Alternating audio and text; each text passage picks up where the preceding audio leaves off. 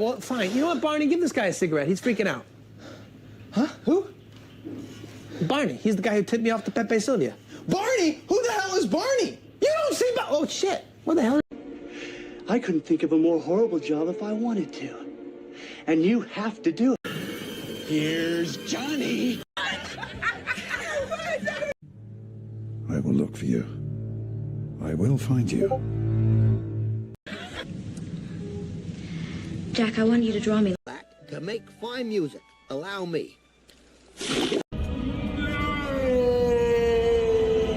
In just a few hours, you'll be sitting around a campfire with Andy making delicious hot schmoes. This is Sparta! You shall not pass! Would you like to see? Yeah. What? What'd I say? Let's put our cards on the table here, General. You're scared of me because you can't control me. You don't. And you never will.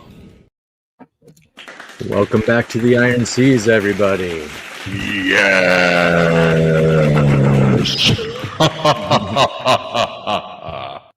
We are here with a lizard. He's a Spanish-speaking lizard. He could be the next door. We don't really know, but he's an animal. And anyway, he's on the show, so we're going to talk. We got an animal. And I'm mostly sober. Yes. Hail friend. That's as much as anyone can have. I run construction crews, have since I was 21. For a while, that's all we wanted out of a worker. It's true. When things were not going well. Did you at least do your job?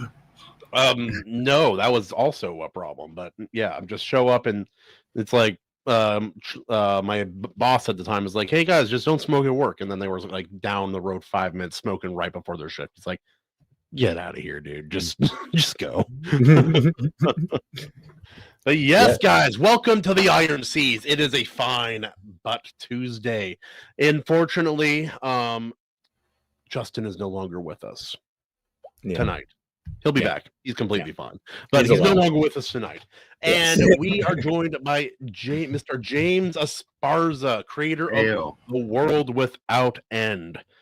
If it sounds like it has endless possibilities, that's because it does. Mm-hmm. And it's supposed to. I've seen the variety and scope of your stories. It is the world without end, from what I can tell. You're making your own One Piece, but with not crappy character design. Just throwing shade there. But yeah, no, it's a good night. But Mr. AC, my fellow host, how are you, my friend? Oh, I'm doing good. It's been a crazy week. Basically got to watch the NeverEnding Story for the first time since I was a kid. Like many other movies on this podcast, blew my mind. I personally, without burying the lead, I liked it. But there were some differences from the book that we can talk about. Oh yeah, I never read the book, so that's interesting. It's been a little while, but I've read the book maybe a year and a half ago. Oh, interesting. Well, so that being said, fans of the show know how much credit AC gives something as far as accuracy goes. It's almost as important as just all the rest of the writing and everything else. It's worth its own category, to be honest. Yep. So, senor. Anyway, and we are joined by James. And James, how the hell are you doing, my friend?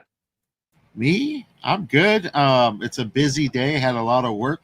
I run my own stream. Well, it's not really my stream. It belongs to the Black Knight host. It's yes. I pretty much just press the buttons. We go live every Tuesday between 5 p.m. to 6:30 Texas time.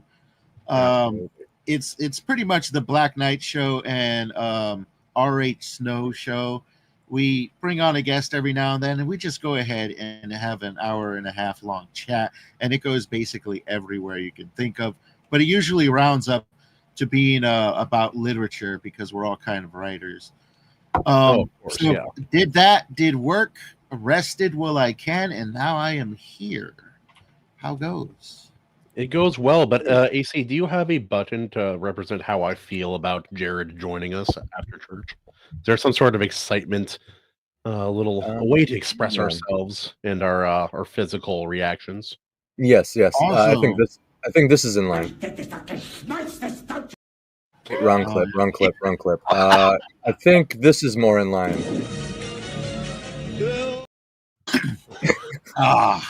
The Hitler clip is diabolical too. Yeah, I know. I like just accidentally clicking it. So I think we need to get an excitement one. This might work. We'll figure it out. We'll workshop it. We'll workshop it. Yeah, it's in progress. Yeah, it's going well though.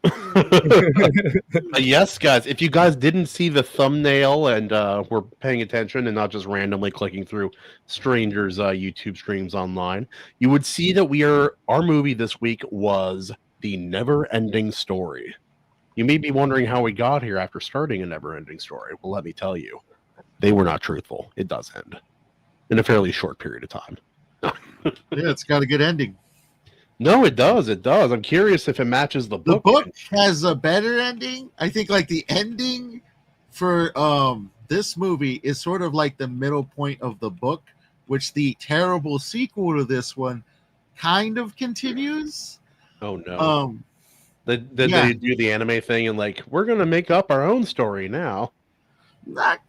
It gets more messed up in the second one with liberties taken compared to this one, but they do take a few liberties towards the ending of this one. It would have been really cool to have the giant ass lion. That would have been epic. They were probably running on a budget because there's some pretty odd, impressive sets in this movie. Yeah, obviously that song was something. But AC, you said you were going to do your best to copy Justin and do the little deal. I can have Grok write one up real quick, and I can do it if you want. Ooh, but here, let's see. We got the NeverEnding Story. It's a fantasy tale with a detailed plot involving a boy named Bastian and a magical world called Fantasia, threatened by the Nothing, which I thought was interesting. The story exists as a 1979 novel, which we'll discuss the differences here. And it's a film from 1984, interesting, with differences in scope and themes. So research suggests the book explores deeper philosophical ideas, which doesn't surprise me. But anyway, the plot. The film follows Bastian, a bullied boy who reads a magical book and enters Fantasia, where Atreyu, a young warrior, shoutouts to the band Atreyu too. I'm pretty sure this is where they got it, unless it's a biblical term. But anyway, I don't know what it sounds. It either sounds like a Native American word that's forgotten, or like it's a dope word. Got it from here. It sounds like a metal thing to do. Name your band after a dark kids movie. There's a half-naked Indian in that film, and we're going to name our metal band after him. Mm-hmm. Or they're really big fans of the book, because in the book he was even in this one they mention his humanity, so to say, as in he's not human. In humanity. In the book, he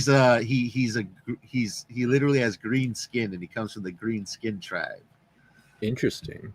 Okay, interesting. That is interesting. Well, because that is one thing about the movie where like the child empress was like, you need a human, right? At that part, and it's like they both look very human, like a trait, like that. Are Indians not human?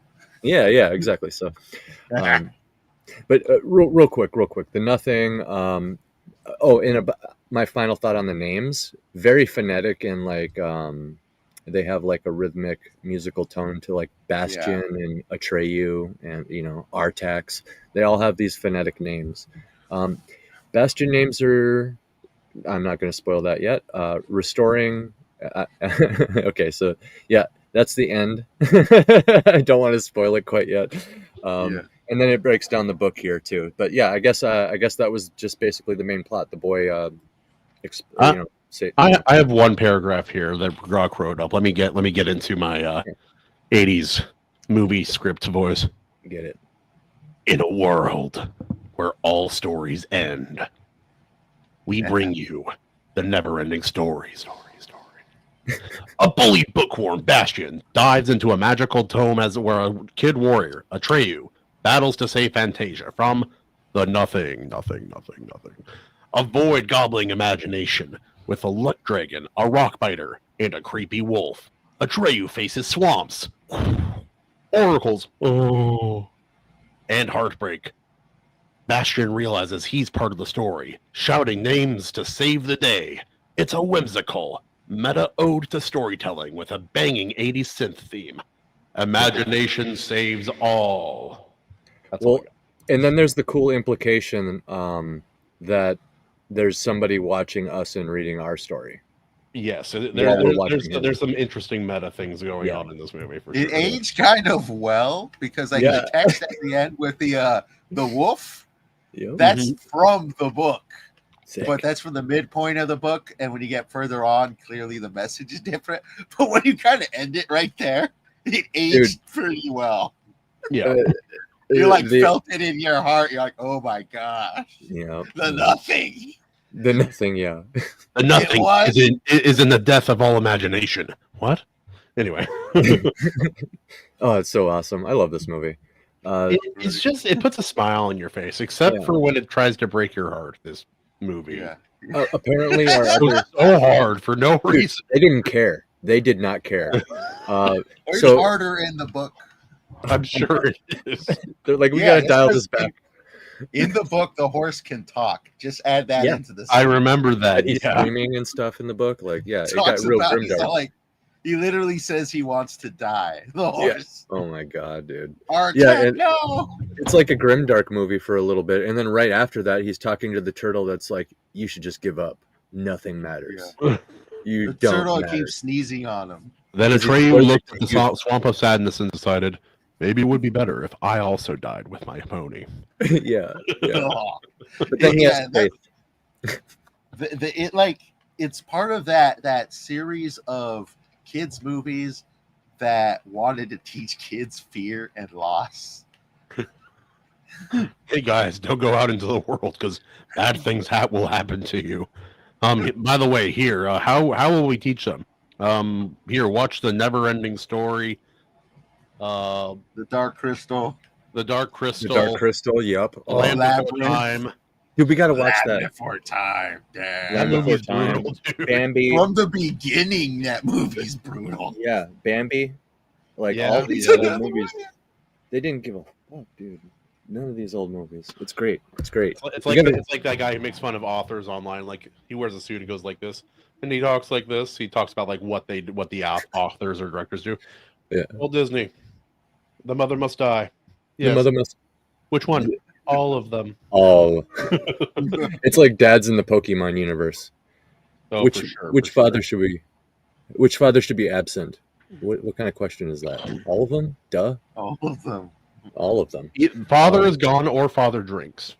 Everyone. There cannot be a good dad who is also there. If he's good, he is dead. If he's there, he is bad. What kind of message would that send? Yeah. Unless he is in a 1990s comedy sitcom. That's true. That's true. Then he's got to put up with. Then he's got to put up with everyone's shit, and there's a 50% chance his wife is dead. Or he wishes she was dead. Anyway, Bill brought up a good point earlier. Star Trek took all the green skin makeup. There's nothing left for this production. They did say that they wanted to actually green skin him up, but they just didn't have it in the budget. What? Just put makeup on him. Like, what? The movie looks like it had a very low budget, and they did a lot with it. Yeah, they spent it all on the wolf. You had a turtle hill rise up out of the swamp of sadness, and it looked semi-convincing, but you can't paint the kid green? Like every day? Every scene. Look, okay. You want the turtle hill or... I got to set something up. I'll step away for just a moment. Talk about why they wouldn't turn the dark-skinned boy green. I mean, you want the turtle hill or you want the green skin? You want the green kid or the turtle hill? You can't. You can't have both. It's Hollywood. Maybe the kid with really tan skin shouldn't be turned green. We don't know. It's something about PR. We don't. Also, yeah, maybe. They turned them brown instead. Just put them in the sun for a little while.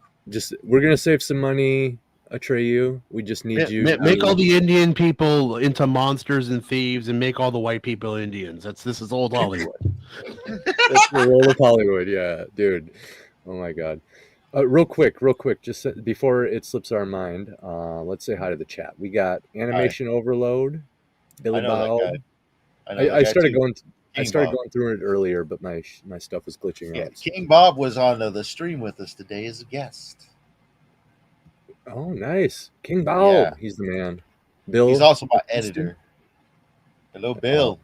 Yep. I too have long hair. Let's see what we got here. Like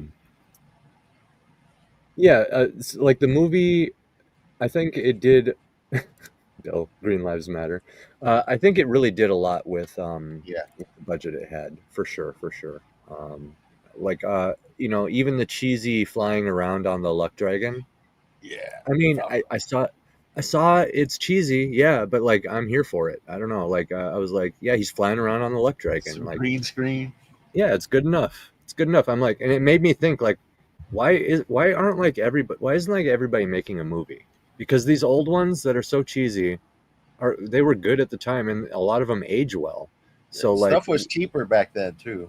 That's fair too. Yeah. And probably a lot less restrictions, for being honest. Yeah.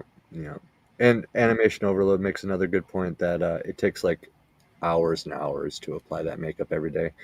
Which, that makes sense.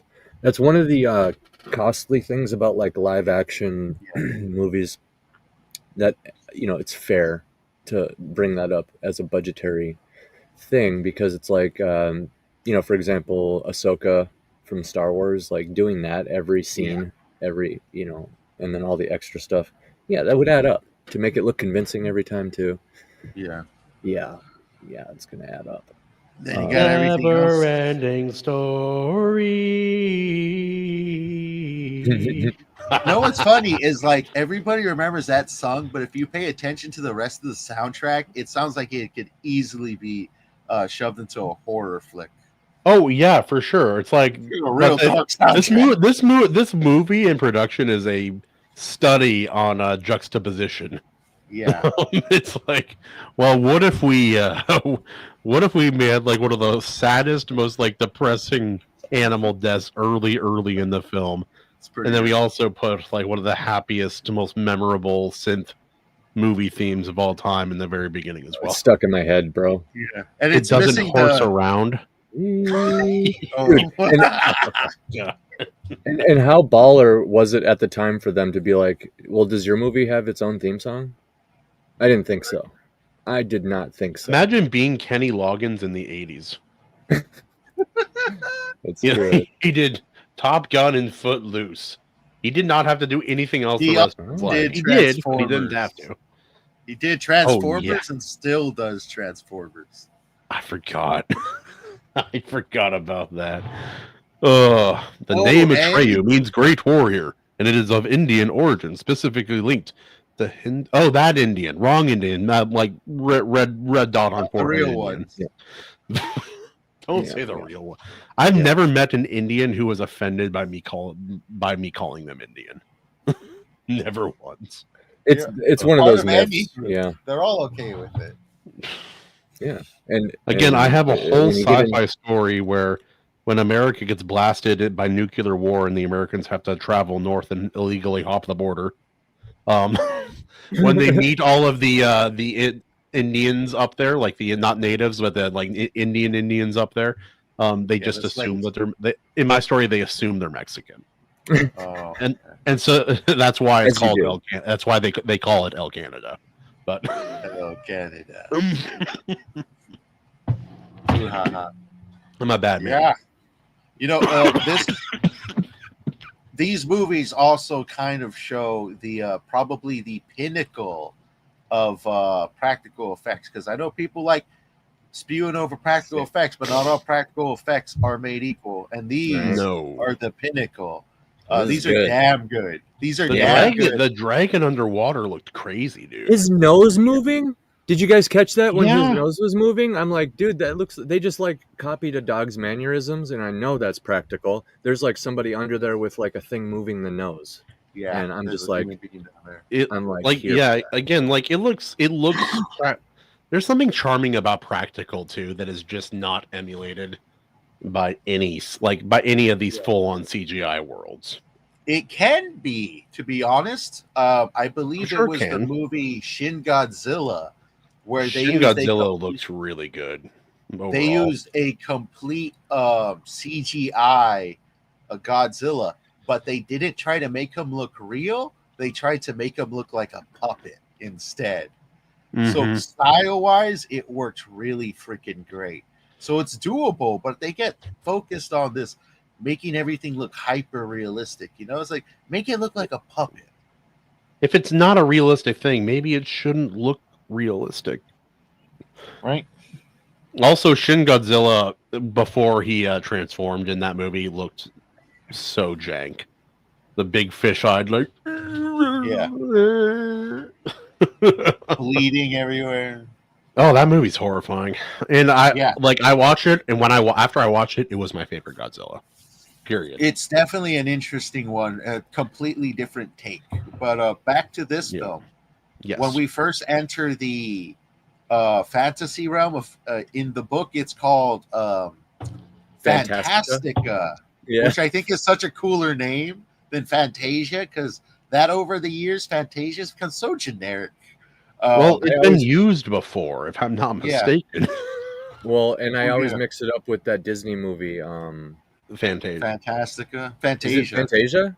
It is Is it like- Fantasia, yeah. It is Yeah. Fantasia. Okay. That's so- why, yeah. So they call it Fantasia in this. Maybe they thought that it would sell tickets. But when they enter that realm, that like from the beginning, it just shows off the set design, the cinematography, and the practical design. effects. The creature design. You had the racing snail, a snail that goes really fast. That was so funny. I could not That believe it. was, It and still a made me guy laugh. a guy that dressed up like he's going for tea and crumpets driving. Yeah.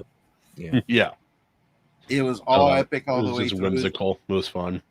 You got the huge rock monster, rock eater, I think they call them, rock biter. Yeah. And I then was going to like say, yeah, I you- think there's a weird name for him.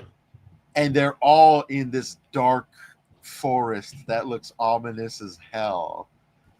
And then they all talk about how every single portion of their land, east, west, and north, is under assault by this nothing that is literally consuming all. Sounds familiar. How do you guys feel about just this evil? I don't know, like something so undefined, because this is a fairly common thing in certain movies. Yeah. It's become very common in horror. Obviously, Lovecraftian influences there. And that's why I kind of thought, like, before they truly define the nothing, this movie actually has a lot of, I guess, what you'd call Lovecraftian elements weaved throughout it. Yes. Down to the yes. book itself. Down to the book itself. The kids. The start way it's reading it. discovered, the weird librarian kind of, the whole thing. Yes. What was the librarian's name? It'll come to me. Oh, Christ. They only I said don't it like remember. once in this one. Like literally once. Yeah. They say And it a that's- bunch of times in the book.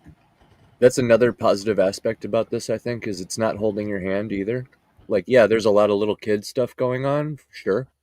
But at the same time, it clearly kind of it cares about like telling a story. You mentioned the cinematography, the scenes all line up like with care. They're trying to portray it a certain way. Like all this stuff is pretty obvious. That's why I'm actually surprised to hear how different it was from the book, down to the name of the world. And even the description of Bastion, he's supposed to be a fat little boy of 10 or 12. Overweight. Specifically overweight. He's supposed to be. This one, he's skinny, probably around Lauren, the you same good? age. You good? Yeah. He definitely, for the most part, I believe it fits the story. I don't remember the Bullies. The Bullies may have been in the book. I don't remember. but he goes into the he's, store. If he's fat in the book, there were definitely bullies. Yeah, there probably are. But I will say this about the movie Bullies: they were comical. Like they literally kick his ass because he doesn't want to get his ass kicked. If you pay attention, he's just walking away slowly. He's like, "Oh, what's the matter? Let's kick his ass." Well, yeah, like there is an element to that. If bullies feel like if there's blood in the water, they're like, yeah, oh, we're gonna swarm. We saw a few videos go viral this week about that kind of stuff. Also, here's a bull. It's hard. I understand, but I do disagree. King Bob says this is the best like live action like Disney movie ever made. That's a bold claim because there are others that I really enjoy, like even the corny ones like Johnny Tsunami and but those aren't. Let's be honest, you can't really compare those. No, I don't. What I would think of, like I think of a movie like Iron Will. That's a very good Disney. That film. actually is a good one. That is a good film. Completely different category because that's just a straight adventure movie, but damn good. Disney used to make some great adventure-esque. Yeah. Well, they used to take a lot of old school literature and turn them into movies. That's what I noticed that. Like, what was the one where with like the Fountain of Youth in the Forest? You remember that one? Yes, that's Tucker Everlasting. That's what I remember. It was a weird name. Tuck Everlasting. And I didn't think. The interesting thing is, I didn't even know the title that he said it right now. I just remember the Tuck part. But I remember that one, and the reason that movie stuck out to me is actually that was one of the first movies I realized that was being marketed by official news sources. That's the first movie I remember that. Full of knowledge. Just as a kid, I remember that and seeing like, oh, the news is talking about a movie. That's strange. That is strange when you really think about it. Yeah, isn't that strange? Yeah. Well, back then it was either because someone was being paid to market it, or something controversial happened. That's before I found out that like one of them's owned by Fox, and the other one's owned by literally Disney. Fox with extra clips. Actually, yeah. And both of them are owned by like. Anyway, we can. King Bob was talking about Fantasia, Disney's Fantasia. No, and we're basically describing the nothing because it dissolved and it consumed Disney, and then it shat out all the stuff we're getting today. Yep, they're like, hey, look at all this beautiful 2D animation that we're only going to do for like 4 more years. The reason they stopped doing the 2D animations because they stopped making money. To be honest, when 3D hit the market, these 3D movies started making money, and then they kept releasing 2D animation. None of them made money, so eventually, like, well, maybe 3D is a new thing. They moved over there. I forgot which was Lilo and Stitch was the last 2D animation movie to make money. Everything after that failed. There's Did the Princess and the Frog not make money? It made money, Sure. And that was Princess and the Frog. That was a good movie. Princess and the Frog is proof that it's still viable. And what if I told you that there's a lot of evidence that should suggest that Disney purposely tanked? That's possible. Yeah, they sabotaged Treasure Planet, and they crucified it publicly for everybody to see, so that they could say, "Look, it's not making money anymore. Let's do this cheaper CGI model where less people are involved. Let's do that." And yeah, it kind of, in hindsight, it all kind of makes sense, but I can't directly say, yeah, they for sure did that, right? Like, but there's a lot of evidence that points to that. Yeah. Well, there's a bunch of other movies exterior Disney that also failed around that time. That's fair. Yes, that's fair. And I think though that it's primed for a return. I think people don't care enough compared to just having a good story, clearly bringing back something that sells. Well, they're kind of doing that thing now where they combine both. Like we've seen that with like Spider-Verse stuff. And what was that other the new Cat in the Hat movie that looks uglier than sin that AC and I reacted to. That movie it's the ugliest looking new film that's come out in a while. What was that? I didn't even take a look at it. No, it looks like garbage. And like it shows 2 different worlds and the animation style changes. Okay. One does not look atrociously bad. The other is bad, and it looks like the art director doesn't understand the way the eye moves and what directs things, and like lines of vision, and like, you know, like setting things up properly, which is really bad when there's no like physical stuff to work with, and it's all up to that person.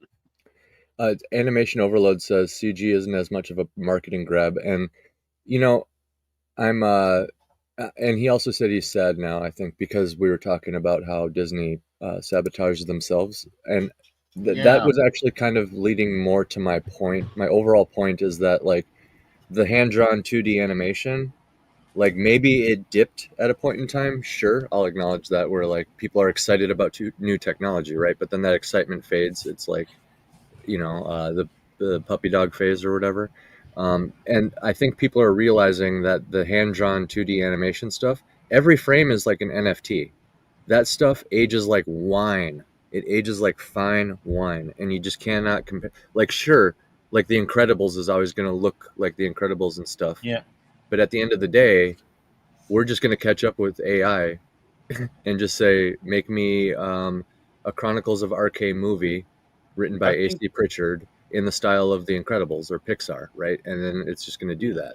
Where you can't do that with the, you know, you could, to be fair, right? But like, it's just not the same when every frame is hand drawn, right? So, well, it's also a case of if people like people with they like a good artistic vision. Like you can have like look at games as an example. Look at older games. Graphically, did they stand up? No. Visually, yes, they do. They're graphically not as complex and as realistic, but the way that it looks is much, much better on some of these older games. Well, what about they had good art direction? That's like, for me, I think that's far more important than like whether it's 2D, 3D, or like Kubo. What was Kubo and the Two Strings? What was that, like that stop motion and CG? Cell shading? I don't know. Like, yeah, Kubo and the Two Strings that's a really. You know what? I think that one may have been made in Unreal Engine. That's another thing we're seeing. Is they are now using game technologies for CGI stuff. Like Disney some years ago, when they were first coming out with what was it called, The Mandalorian, they were showing off this sort of live background, that they can change. It's all CG blends together. They said it was like some Disney technology. But if you were in the gaming scene and you were messing with Unreal Engine, you know that's just the Unreal Engine, and that tech was out for people making video games for about half a year before Disney ever showed it off.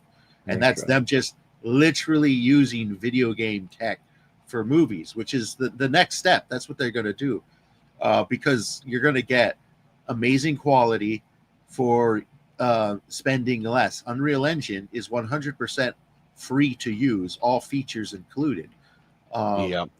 So, which is insane. People pick it up, and you can the amazing stuff you can create, man. I've seen what people have done with it, and it's absolutely insane. But like for me, it's like use whatever works, but make it look good, make it look visually interesting, have cohesion, have good art direction. Like people look back and are like, oh, those movies had painted backgrounds. I'm like, they looked really good. Yeah, what's wrong with a really good painted back? Like, look at Star Wars. Star Wars has some of the best painted backgrounds of all time. And that's why it looks so good, and that's why it works so well. Well, there's a reason anime is drinking our milkshake in the West, too. What's one of the biggest criticisms? It's like 3 FPS, like, because they just reuse the same faces. It's okay, James Esparza is anime right now. Yeah, every time he talks, there you go. Noticed that. There you go. He's anime. There's anime for you. It's literally 2 frames, but my brain is filling in the motion. It's yes. Yeah. And that's people talking shit. And it sounds like a valid criticism at first, but then you realize, well, why is it so fucking popular then? Oh, it's because they're just being clever. They're using the medium to its greatest limitations. They're producing, and they're selling books that are black and white, non-colored. So awesome. Like all this, like And the number one thing really is the stories, because the art, if you look at half of them, most of them you can't even tell which artist did which, to be honest. And that's because it's mainly about it's a delivery system for a story. That's what pretty much a majority of narrative-based storytelling is exactly that. It's a delivery system for a story. Some stories fit better as literature. Some stories fit extremely well as movies, but it's all just a delivery system. And at the end, if your story 100%. sucks, it's going to suck. This is something that King Bob was talking about in our stream earlier about a film he was watching that he couldn't necessarily put his finger on why it sucked, because the acting was good, it looked good, soundtrack was good, everything was good. Turned out the story sucked. The story didn't make any sense, and it just sucked. The new Jurassic Park, right there, bullseye. Same thing. Like, holy crap, that T-Rex looks great. The way they cinematically framed the scene and revealed it, also great. The acting, not bad. That's also pretty great, actually. The soundtrack, pretty great. It's like checking all these categories and getting like 9s, right? Yeah. Just has so much money, but then all of a sudden you're looking at it as a whole, and you're like, generic. well, why does this movie sink then? Why is it? Yeah. Why does it get an F? Yeah. And it's because the writing is its own category, right? It's Land Before Time 5. There's a lot. There's like 13 or 14 of those. I'm not I sure how know. many. There's a lot. I stopped watching after like 4. Well, It's not that I wanted to stop watching. I was a kid, and they're direct to DVD. I can't buy DVDs as a kid. VHS, direct to VHS. Yeah, back when that was a thing. Also, Bill, why are you bringing up like the like a trifecta of like we're gonna punch you in your your non-feeling heart to make you feel something anime? A silent voice, Suzume, and your lie in April. Are you kidding me, dude? I think the reason why anime also kind of kept its spirit is because it comes from the individual. Anime. This is actually, I should say manga, because anime is essentially a derivative of manga. Yeah, I'm sure that there's anime out there that are just 100% original, but it comes from the individual. When you look at this, it's like, oh, this is the head of the studio. He designed the story from scratch and did all the drawing, all the writing himself until he sold his work and he could afford to hire other people. And he's like mainly in charge of it. You go to the West, good luck trying to have a single author in charge of their book when getting it published through official sources, let alone say something like a comic book, which most of them just suck these days. Yeah. A fat little boy of 10 or 12. Yep. I figured I'd just bring this up while we talk, people can passively see some of the differences, save some time here. Another one is that I say is a positive difference is that they did not mention his whole name, Bastion's whole name, because it sounds like it fits the story, but it sounds silly. And to hear someone say it out loud would sound silly. His name is Bastian Balthazar Books. Yes, a bit on the nose. A bit on the nose. B. Yeah. Yeah. Interesting. Also, with like a lot, like it's a blessing and a curse with like Japanese productions. Like even big movies like Your Name and like Makoto Shinkai, his films, he does so much of like the music and the art and the background. Like he does so much of the work himself that it feels. And then these artists also die young because they're just overworked. I know, and they give us beautiful work, so we will definitely appreciate. Right. At the same time, I'm like, don't kill yourself, but don't stop. Yes.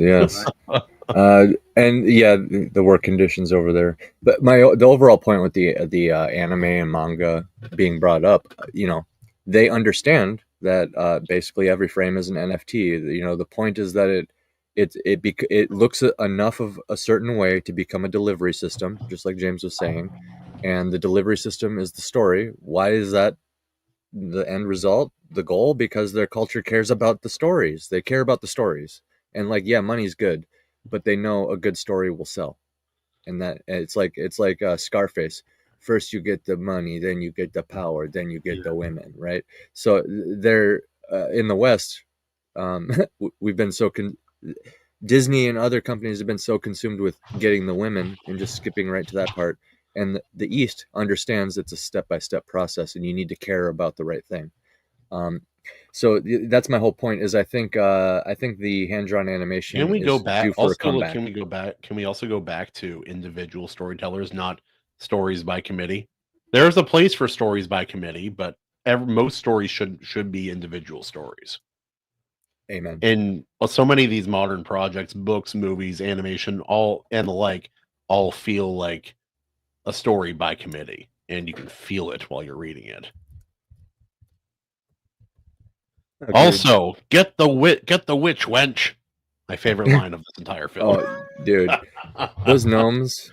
The gnomes were amazing. It's like, are they married? Are they not? Like, he's calling her a wench. Is she a servant? Like, is this just their relationship? Like, what's going on? Is this here? normal for them? Yeah. They're acting like Grok describes them as a gnome couple.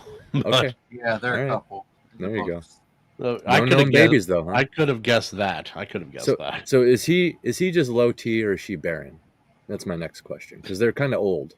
Wait, no. I guess the implication is their gnome babies moved out, right? Yeah. Okay. Okay. Yeah, they're ancient. There's always this old couple who's mildly helpful. Like Princess Bride has it, and like other fantasy films have that as well. I'm like, where's that like just normal, like, or not normal, but like very quirky. We'll say quirky, older couple that shows up in the middle of the movie for no reason. We replaced them with black people. Yeah. There you go. That's one way. But yeah, like, you guys seeing all these changes? It's absolutely insane. Yeah. So, I mean, like the movie... Bastian's father's completely different. Dude. Like, in every way. Like, down to his emotional state. They were just like, hold my beer. We're going to change everything. It wasn't everything. They had a lot similar in there as well. That's and true. like of course things are going to change. Changes of medium. There will be changes, some necessary, some not necessary for a story. Now, the Falkor one would have been nice right here. I was going to bring it up earlier because Falkor, it does matter. I know it by heart. Is, in this one, he just kind of flies into the scene and then saves Atreyu from death. Hardcore. But in the book, Falkor, I believe, is in a fight with a gigantic spider when they meet him. Dude. It's a Silmarillion. Yeah. That's there it is. They release him from the web from the gigantic spider. Yeah. Boys, is this movie due for a true remake? No, because if we try to make it now, they will ruin it. Woke. Yeah, they'd ruin it. Okay. And honestly, like, you have to keep in mind that this movie ends in the middle of the book. Like, there's a whole nother half that happens. Pedro Pascal would be the luck dragon. Zendaya would be the princess. Yeah, like some of these are small. Like right here it says, Gamork is changed to the wall and dying. Atreyu fights off Gamork's attack and kills him with the sharp rock.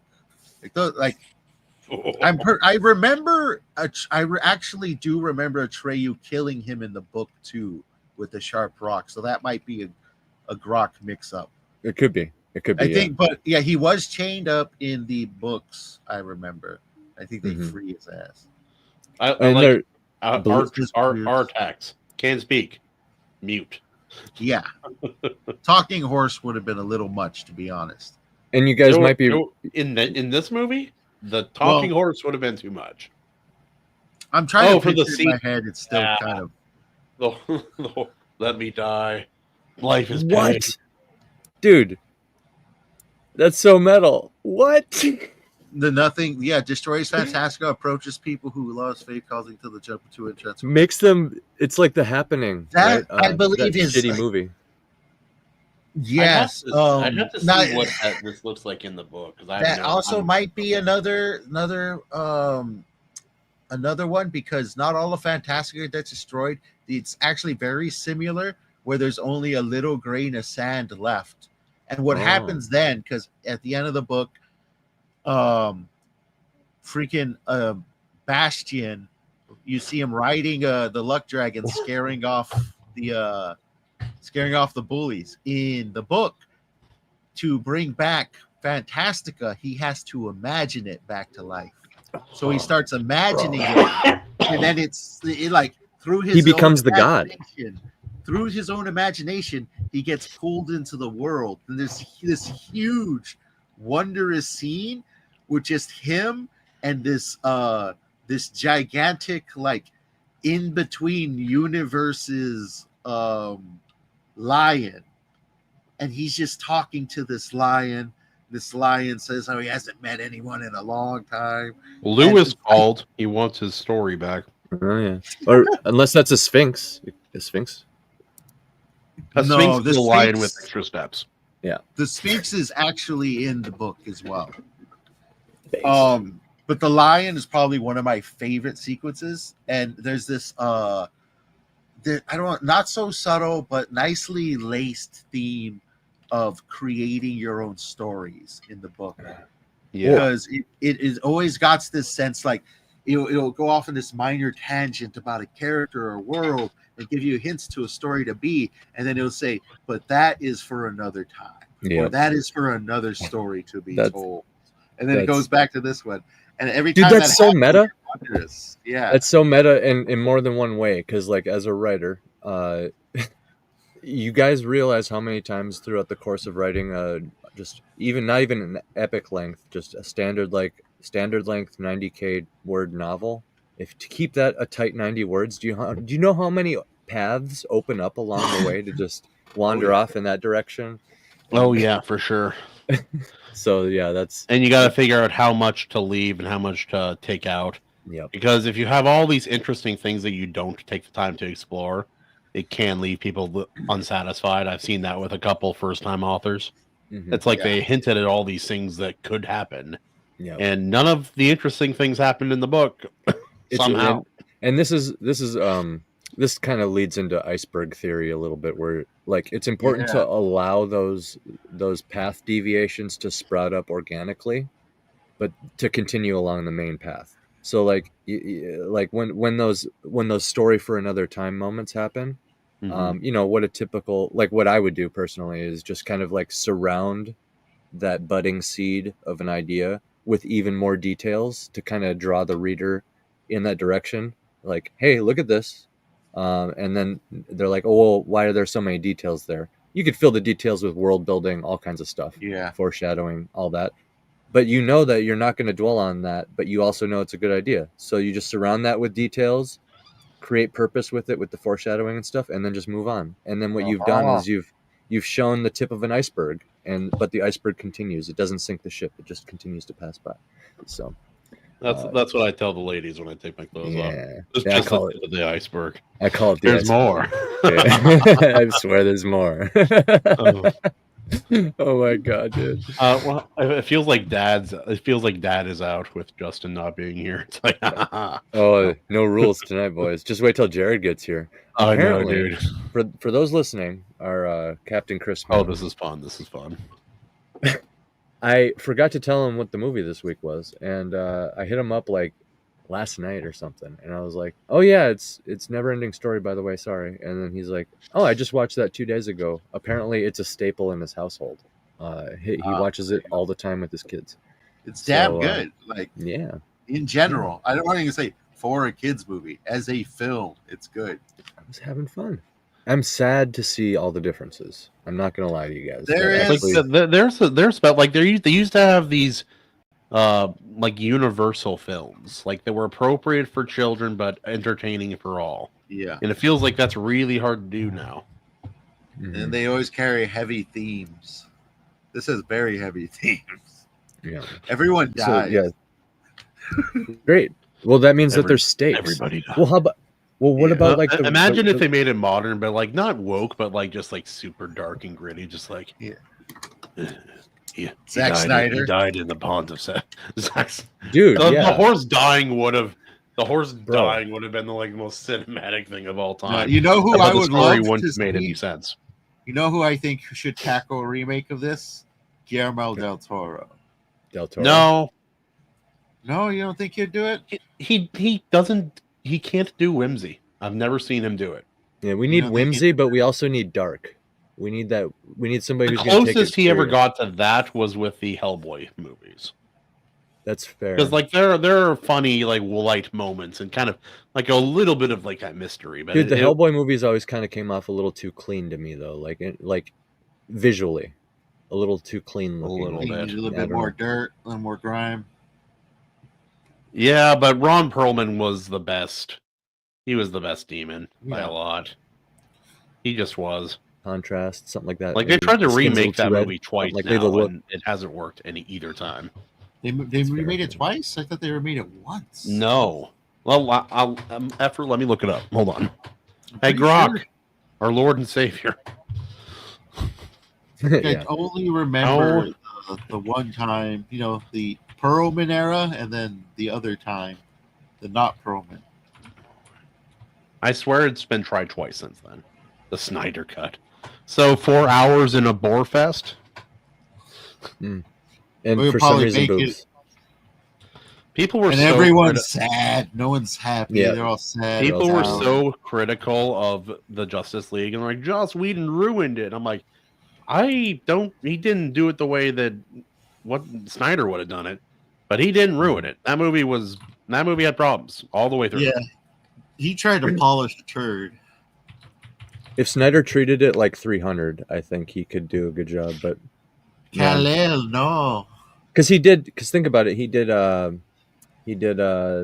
What's that superhero movie with? Okay, so no, the blue guy? there's only 3, but I swear to God there was another one. Was there an animation? Hellboy. No, I swear there was like maybe a show. People like animations. I don't think it's probably a decade ago now, but they had those Dead Space animation flicks. If anybody's seen those. I've seen. Well, it. like they had the Animatrix. There was, yeah. Those Yeah. a few, the Animatrix. Watchmen was what I was thinking of. Snyder did Well, Watchmen. there are two animated TV feature films for Hellboy, but yeah, either way. Even Watchmen, though, it had a little bit too much testosterone at times, even though it's a. Bill, are you a male-dominated Restore the thing. Snyderverse dude? I think he might be. I haven't been Bill. to the theaters in 2 years. Nice. I've been recently a couple of the different movies. How to Train Your Dragon Yeah. was. But you have a family. No! See, I should put it this way: with You the have a prefix of wanting to go, I haven't went, but I don't remember the last time I went to the theaters and wanted to go. Let's put it that way. Okay, that's It's fair. been way more than 2 years. There are problems, but I really enjoyed this new Superman film. And I then heard they- it's okay. there's one problem I have, but I see the reason why the problem exists. I just disagree with it. But a lot of people the discourse online has been really interesting with Superman because it's all over the board. Yeah. Bill, Superman, there was never a Snyder Superman movie. It was never about Superman. He wanted flying red Batman. Anyway. Yeah, they made the main criticism you alluded to is they made Kryptonians The Kryptonians and the Viltrumites. Saiyans. They're basically Saiyans. Yeah, Saiyans. Yeah. No, it happens all the time along with evil Superman. Luckily, Superman is Superman in this movie. That's the good thing. That's the thing. Every other aspect of the movie is apparently good. The And Snyderverse had to die. There were only 2 movies in the Snyderverse that were not shit. You get any guesses as to which 2? No. I think the first Wonder Woman was a worthy film. I thought that was all right too. I thought that was pretty okay. She's hot. I like staring at her. That's enough of a reason. James is like based. and then you have Man of Steel. I think Man of Steel is a good Elseworlds version of Superman, but it's not a Superman movie. I could take that. And if he talked about it as such, it would have received better. It would have been. I mean, there's a lot of people who say that that's the Superman movie though too. I'll have to link some videos in our Discord or the Iron Seas Discord. Yeah, dude. Join if you guys, anyone who's watching and hasn't. But like there's a video that explains it really, really well. And that basically that a lot of people who are Snyderverse fans, they're not fans of Superman. They're fans of Zack Snyder's, like the Henry Cavill look. He looks like Superman. Yeah, and they're in love with the aesthetic. But and the sick thing is that Henry Cavill is one of the best. Like, he is more like Superman when he's just being himself in real life than how he was allowed to portray it in the movie. They turned him into this dark, brooding, almost like Avenger and like seeker of balance and justice in the world, like who quietly bears the weight of the entire world. That's not Superman. That's Batman. Yeah, Superman that's supposed Batman, to be better than what humans can achieve. That's the whole point. Like, ideal. Yeah, the ideal. And a paragon. Yeah, anyway, we're still talking about a very different. I'm willing to come back to this conversation, but let's we can come right back to it, boys. Let's just go around. I've been, because in the back of my mind here, I've been trying to, because like going into this stream, I'm like, oh, it floats. It so floats. I'm here for it. I love it. It's such a good movie. But in real time, I've kind of been disillusioned right in real time here, seeing how different it is from the book. That's poisonous. That's poisonous for AC. So I've been kind of weighing it over. We'll start with James. What do you give it as far as it aging and everything we've talked about and all that? Does it sink or does it float? I think it floats. I mean, first of all, aging. Everything of the past has aged better just because the stuff of modern era sucks. But not only that, in general, it holds up. The graphics hold up. The writing holds up. To me, the story holds up. Is it exactly like the books? No. But did it honor the spirit of the books? I'm going to say no. About 85%. The ending, I think if they would have stuck to, because like it ends in the middle, but if they would have just sort of, I kind of see why they did it. You don't know you're going to get a second movie. You don't know what's going to happen next. What are you going to do? Slap a giant to be continued? That's what I personally would have done. Yeah. Maybe it should have ended closer to what have happened was him like imagining it all back, pushing that a bit more. But the entire first section of the book, I think it does capture it well. Pretty much every beat per beat in there happens. There's nothing egregious, in my opinion, that goes against the book, short of maybe the ending. Just that ending sequence. But that one's going to pull. That's going to be hard. You make me want to read the book now. Darn you. You should, because it's generally better. There's more sequences in it, but you're going to see a lot of the movie in there, and you might actually feel different. You're like, oh, there's actually a shit ton of the same stuff here. It's a really honest take. To be frank, like that's very, very true and on point. Yeah, the book is definitely darker, though. I'll straight up say that. You get way more whimsicalness in the book. You get way more character, obviously, and but I still like the movie after I read the book, so that should speak for itself, at least for me. But I would say if it's one or the other, the book's generally going to be better because you're getting a lot more there. A lot more happens. You will see the point when the movie ends and the book just continues, and it doesn't get worse. It gets way, way better after that. Everything just happened. The kid literally becomes part of the story. He's no longer reading. He is the story now. So it gets crazy. That was such a neat thing. I'm like, this book speaks to the imagination of anyone who reads, and you can visualize it. Yeah, that's kind of who it was written for, because the author just noticed how there was less kids reading, and he wanted to kind of like write a book to capture that as almost like a phantom enemy to fight against, so to say, and to reinvigorate. It's a worthy enemy because the imagination is such a beautiful thing when it's allowed to flourish. And it's given time and permission. Like me, if I'm not distracted, I can get into the story of a book in maybe 20 minutes.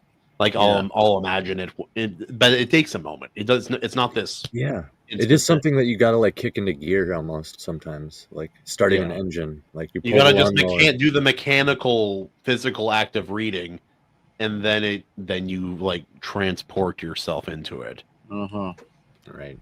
It's neat, but I think this movie floats. AC, I see your point with the changes, but a lot of good adaptations have a lot of changes, and some of them are necessary.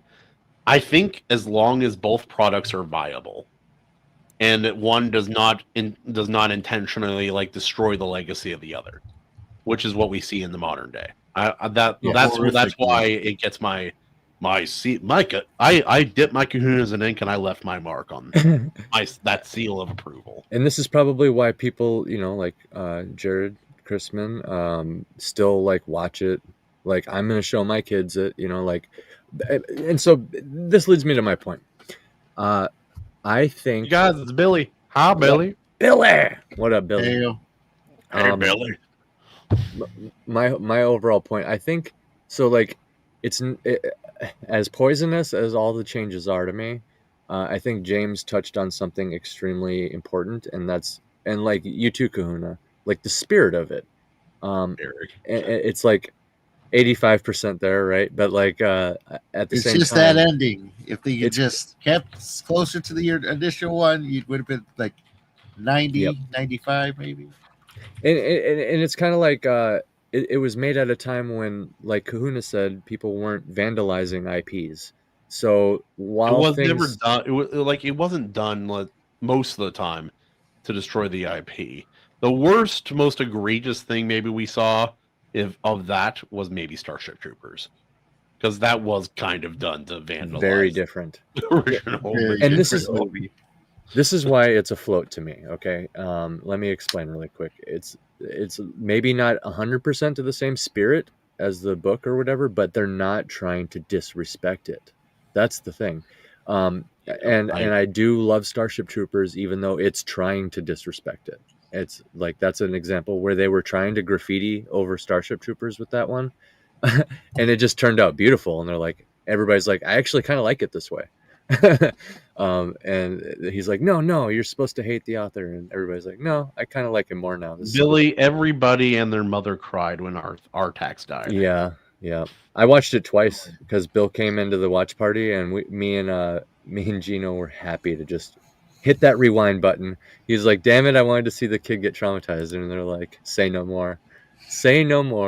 Rewind. It's like screaming, no, come Dude. on. It also did all right is the transitions between worlds. That was that was and neat. they cinematography, how the real world was become like slowly like they were in some fantastic. And that's the Lovecraftian part. Like I got a very Lovecraftian vibe when Atreyu looks into the mirror, sees Bastion, and then Bastion throws the book. So cool. And you kind of just see the book in the corner, like almost like I got a Lovecraftian / Jumanji vibe going on. Yeah, like, Jumanji, bro. Yeah, Jumanji, you want to read it, legit, dude. We need to do Jumanji too. Dark Crystal and Jumanji. You heard it here, guys. Well, if we're doing all the old fantasy movies and books, we need to do Willow also. Oh, Willow. Good Willow. That movie is overlooked in this grouping for sure. It really is. Good Willow. And I have not seen it since I was a child. I remember loving how charming it was, and plus we got a midget as the MC, which does not happen in the 80s very often. In the 80s, yeah. And he's like a father already establishing. He's got kids.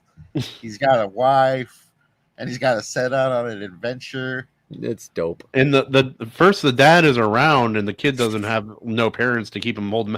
It's the parent that leaves and comes back. So I'm gonna say float, but I will also reserve the right to say it sinks the moment, bros, guys. The half a second after somebody announces that they're remaking this. Oh wow! This movie now sinks if they just make it accurately. If they just like capture the spirit, like we've highlighted a lot of the faults to this, and people still love it. So all somebody has to do is not have as many faults. Yeah. Now, one thing I will say about the book, another good thing, they did leave out the names for a lot of the creatures because a lot of them, good luck trying to read them. Like they are 12 characters long. They're just call. Okay, I thought it was going to be like a love. Their name is Yeah.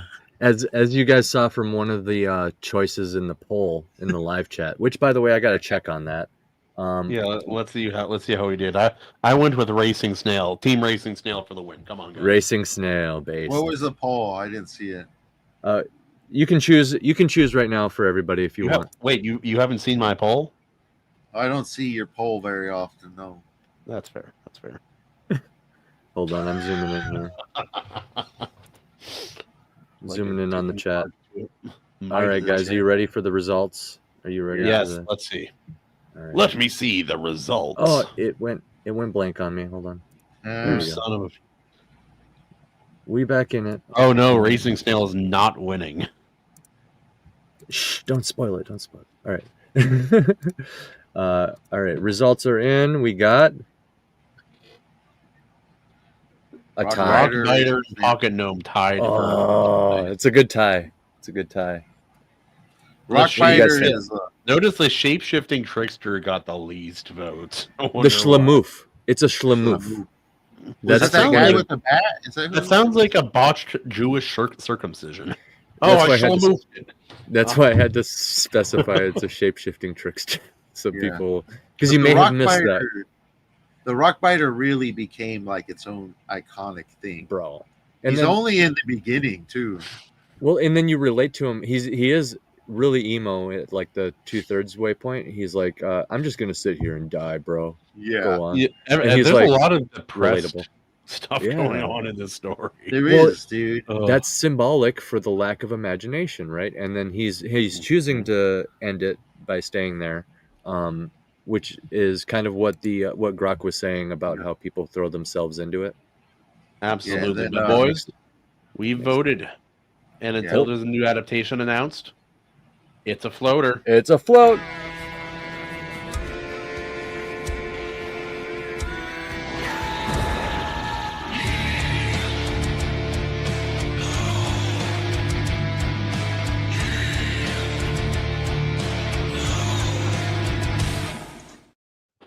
They look like good strong hands, don't they, boys? God, nice strong hands. Did an emo band make are these screamo lyrics yet? Are these metalcore lyrics yet? Because goth and emo music didn't exist yet. Also, the character Gamork is downright frightening in this one. The wolf. Oh yeah. Oh, the wolf. And his introduction.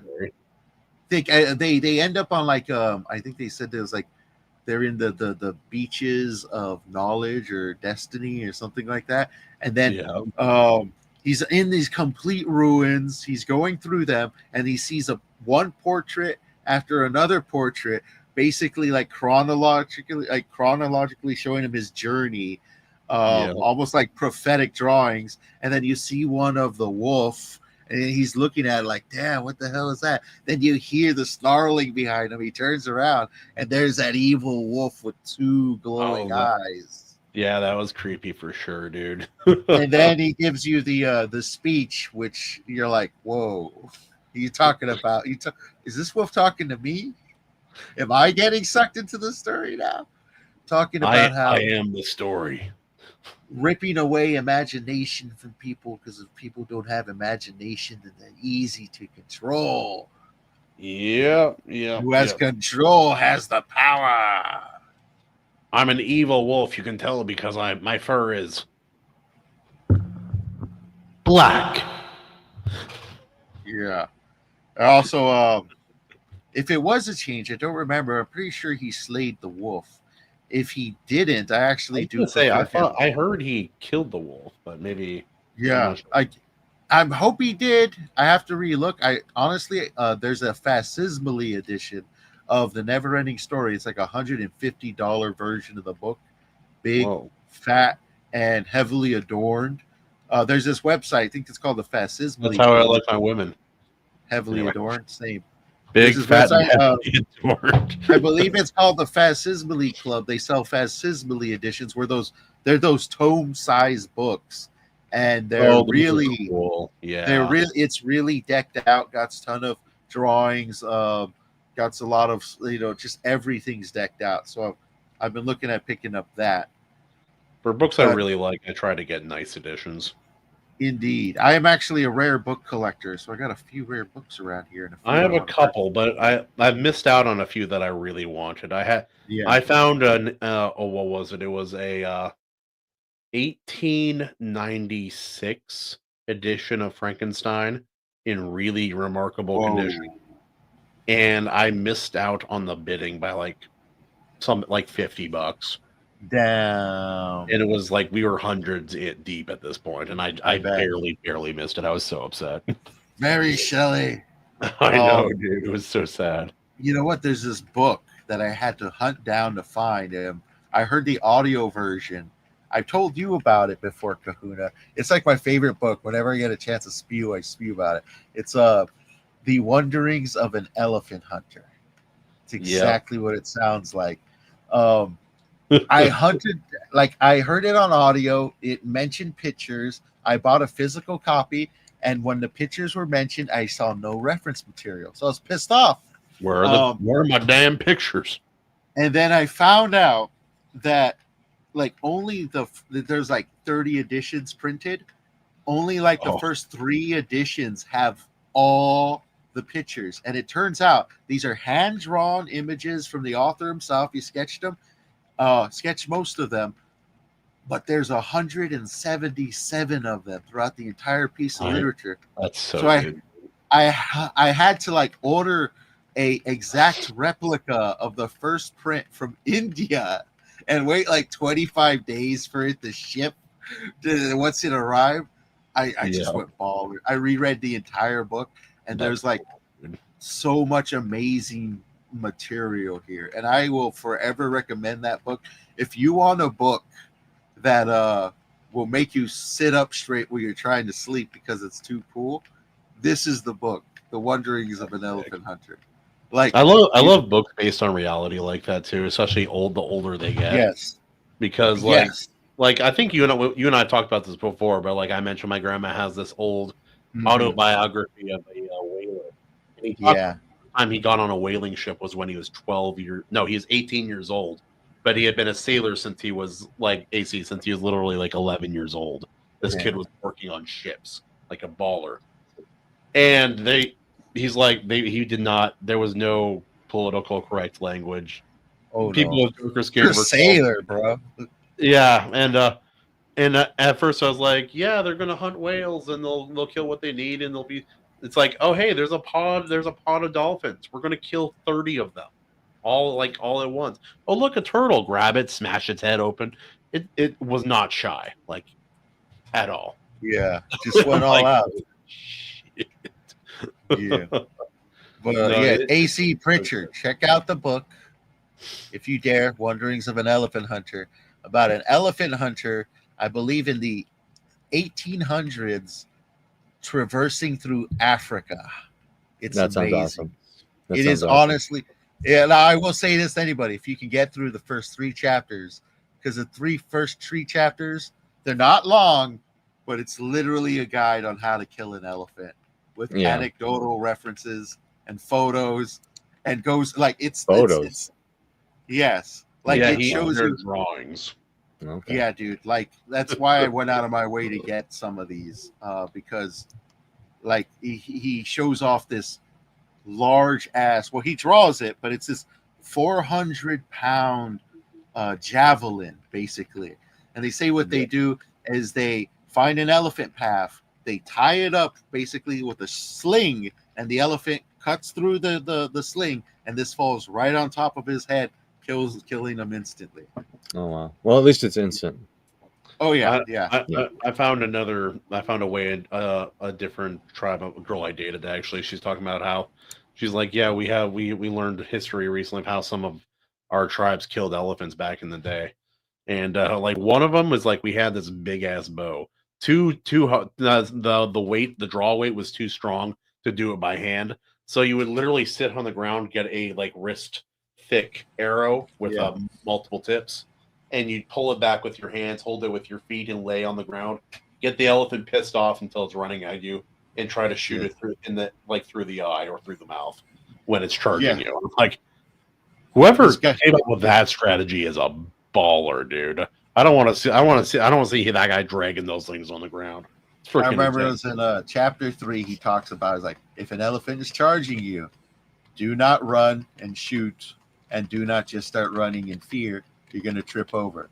Stand your ground, aim your gun, and just shoot, reload, shoot, reload, shoot, reload. Yeah, that is your best bet. Like, this is anecdotal. This guy's been charged by an elephant.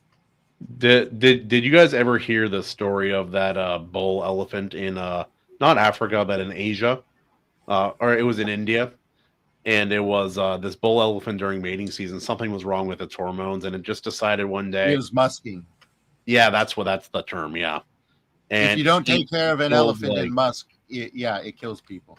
Was this this one was an old bull, and it killed a lot of people. Okay, was it recent or no? This was like early part of the 20th century, I believe. Probably Pierre Bucks. I am a huge fan of safari books about hunters hunting down man-eaters and shit. I've read so much. No, it's great. It's become my favorite type of reading, which I didn't think I'd get into, but I have. I've read so much. I briefly got into the journals of veterans from other wars, not like published works, but like just the translated journals, and I'm like, this is a lot. I gotta stop. Yeah, there's a lot there, man. It's all crazy inspirations. I'm actually writing a short stories, an episodic short stories of a fictional man-eater in my fictional world. I was gonna say there aren't enough stories like that. It's like for my fantasy world, I had to just for my own sake. I'm like. Because in fantasy, it goes two ways. Like all creatures are treated like just animals, or they're treated or animals are treated like pets, and it's weird, and it's not how it.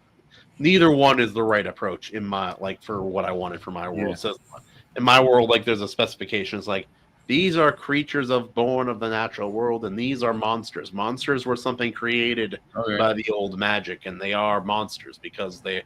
And part of what it classifies a monster is that it wants destruction for destruction's sake, and it will see. And so I'm like colon. Jesus. Yeah, it's a monster. The big black monster. Anyway, the big black. Party hard. But holy smokes! But what about you, man? Tell us about some of your recent projects. Tell us about what's been going on there. You mentioned you're writing an episodic thing. Tell us about James. This is your time. James. Yay. Hi, everybody. I'm James. I'm a lawyer. I defended P. Diddy. Nice to meet you. Nice. I do a lot of short story writing in this fantasy world I made because I just have too many short stories. Or I should say, I have too many stories in my head. I think that'll make a cool story. So about 2 years ago, I decided to start writing in this fantasy universe of mine that's essentially a gigantic sandbox for stories of all types. And I like to think that I got it nice and situated, that you can easily house sword and sandals.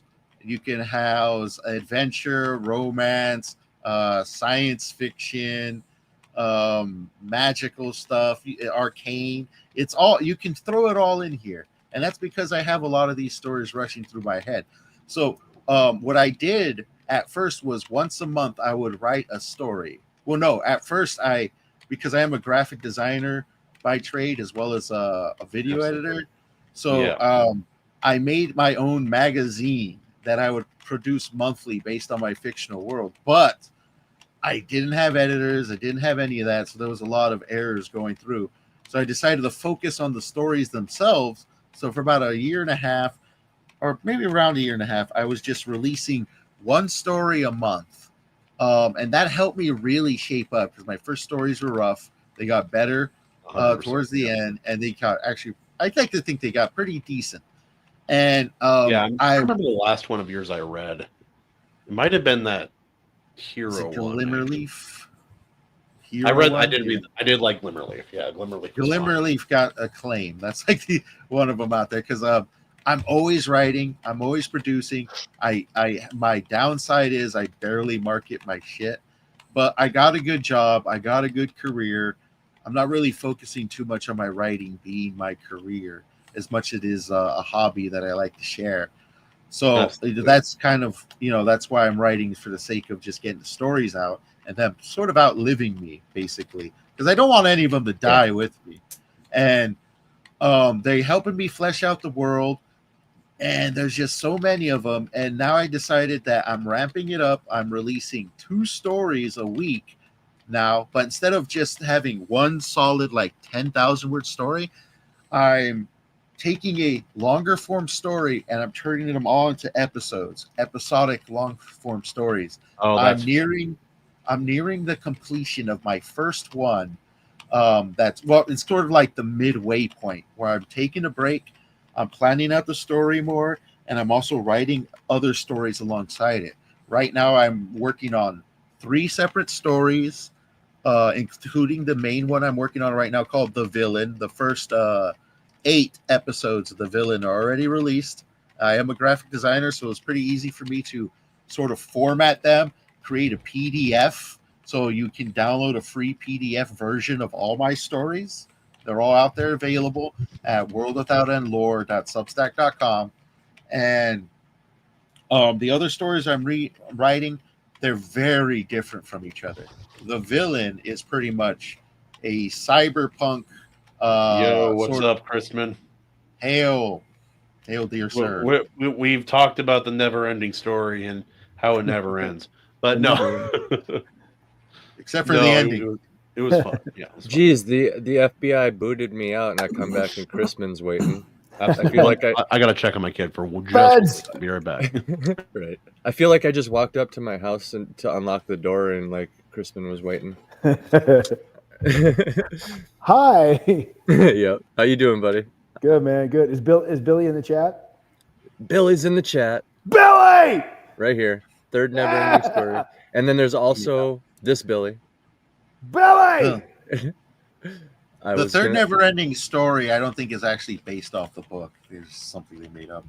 I did not even know they made a third one. Good. I rode that pony, I'm sure. Good. You don't need to know you had there. Forget you heard that. It's terrible. So we floated it, Jared, and I did let everybody know that it's a staple in your house, and we all thought that was cool. Good and movie. We also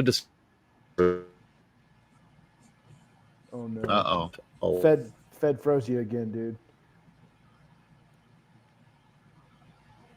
Stop downloading porn. Stinking feds, man. What is in your search history, AC? Perfect thumbnail there. I know, right? Perfect freeze frame. It clipped. Guys, what the hell? I leave for 2 minutes and you got Jared crying already? AC, I'm just sad because AC's frozen again. He's frozen. Oh no! Come back to life, guys. You got to finger his hole, his gauge, and that's the way to turn him back.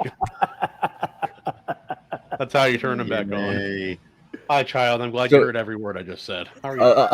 All I was trying to say is there's a lot of changes. There's a lot of changes from the book and movie. Oh man, that's a bummer.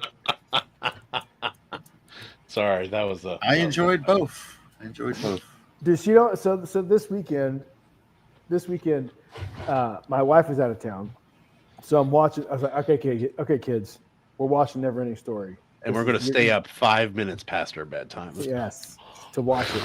So we're watching it, and then my wife texts, and she's like, "What are you guys doing?" I was like, we're sitting down watching NeverEnding Story." She's like, "Oh no, they're going to be traumatized after the scene, you know." And I was like, we're in the swamp right now. And so the scene plays out, and my wife texts back. It's like, "So how did it go?" I was like, Evelyn was entirely unfazed by the entire thing.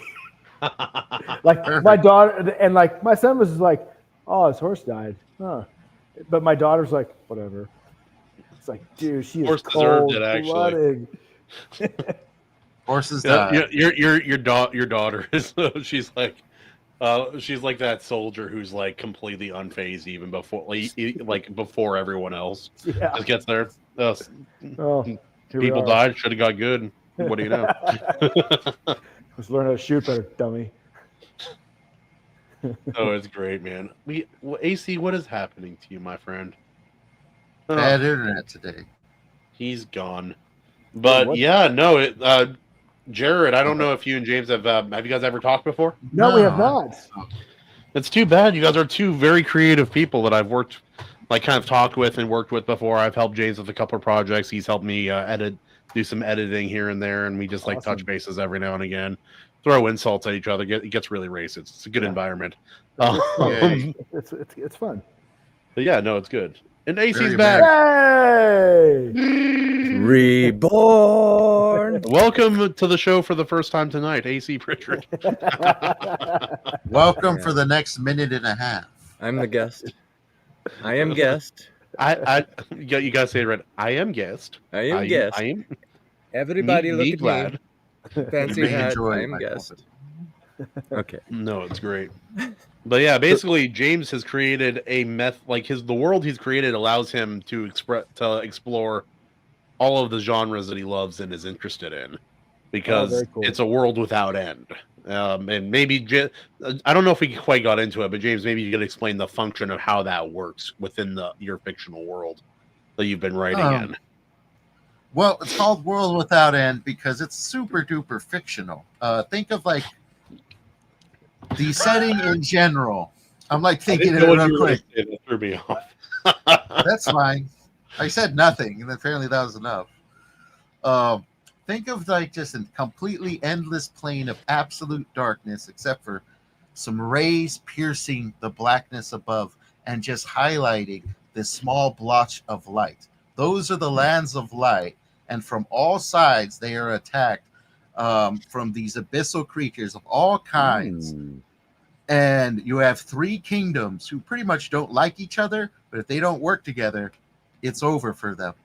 So you have the kingdom of Whitlow, which is your cyberpunk nation that has surrounded itself by these magnificent, huge-ass walls because they're all about keeping to themselves. Everyone outside the wall they just put up with because they have to, and they do their cyberpunk thing. Yeah, inside here, you have corporate-sponsored heroes. You have corrupt, everything's corrupt. In fact, the secret societies are for the non-corrupt, because if you're non-corrupt and out in the open, you're going to get caught. So there's a lot. I was going to say, wait, are the evil corporations corrupt, so corrupt that good guys are able to sneak into positions of leadership? By acting corrupt, yes. Yes.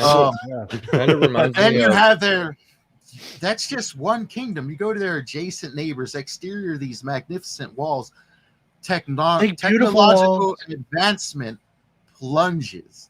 Depending on which side you go to, you have one area where it's completely desert, and at the far end there's a buffer area that's called Hill, that's just there to kind of just keep the faraway kingdom away from them. We call it the southern border. Kind of. And Okay. All right. And Animation Overload mentioned earlier, I wanted to say it, but so LA is what he said. Yeah. Kind of. Well, actually, that's where I put my Cowboys. Think of post-apocalyptic cowboys that got to fight off murderous, cannibalistic bikers roaming through. Basically what Jared is right now. Yes. Yeah. So LA. Absolutely. A little bit of LA, a little bit of Mad Max, and then their neighbors are the your classic sword and sandals sorts of dudes. That's where all your classic sort of swords and sandals stuff happens without going deep into lore, because there's a lot of lore that ties this up. But each of them has their own sort of boon. Theirs is something that I fashioned off of the Holy Spirit, mixed with a little bit of, I guess what you'd say, Greek imagery in a sense, or possibly Roman imagery, that they're chubby empowered, women carved in naked antiquity, amongst other things. Yeah. I mean, we have this also. But let's not take away from that. But The whole corruption aspect and being corrupt out in city. the open and all that reminds me of Vampire the Masquerade. Ah, I like I that. haven't dived into that, but I need to You'd check like that it. out. Kind people of, have probably recommended it to would. me a lot. I I'm haven't very- really looked into it. I'm very bigoted towards vampires, so that's why I haven't checked it out. it's my understanding Vampire the Masquerade draws in from all vampire lore. So you got your Nosferatu as like its own type of vampire, right?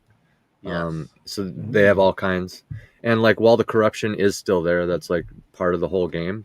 You have the whole added aspect of you're a vampire and you need to hide that.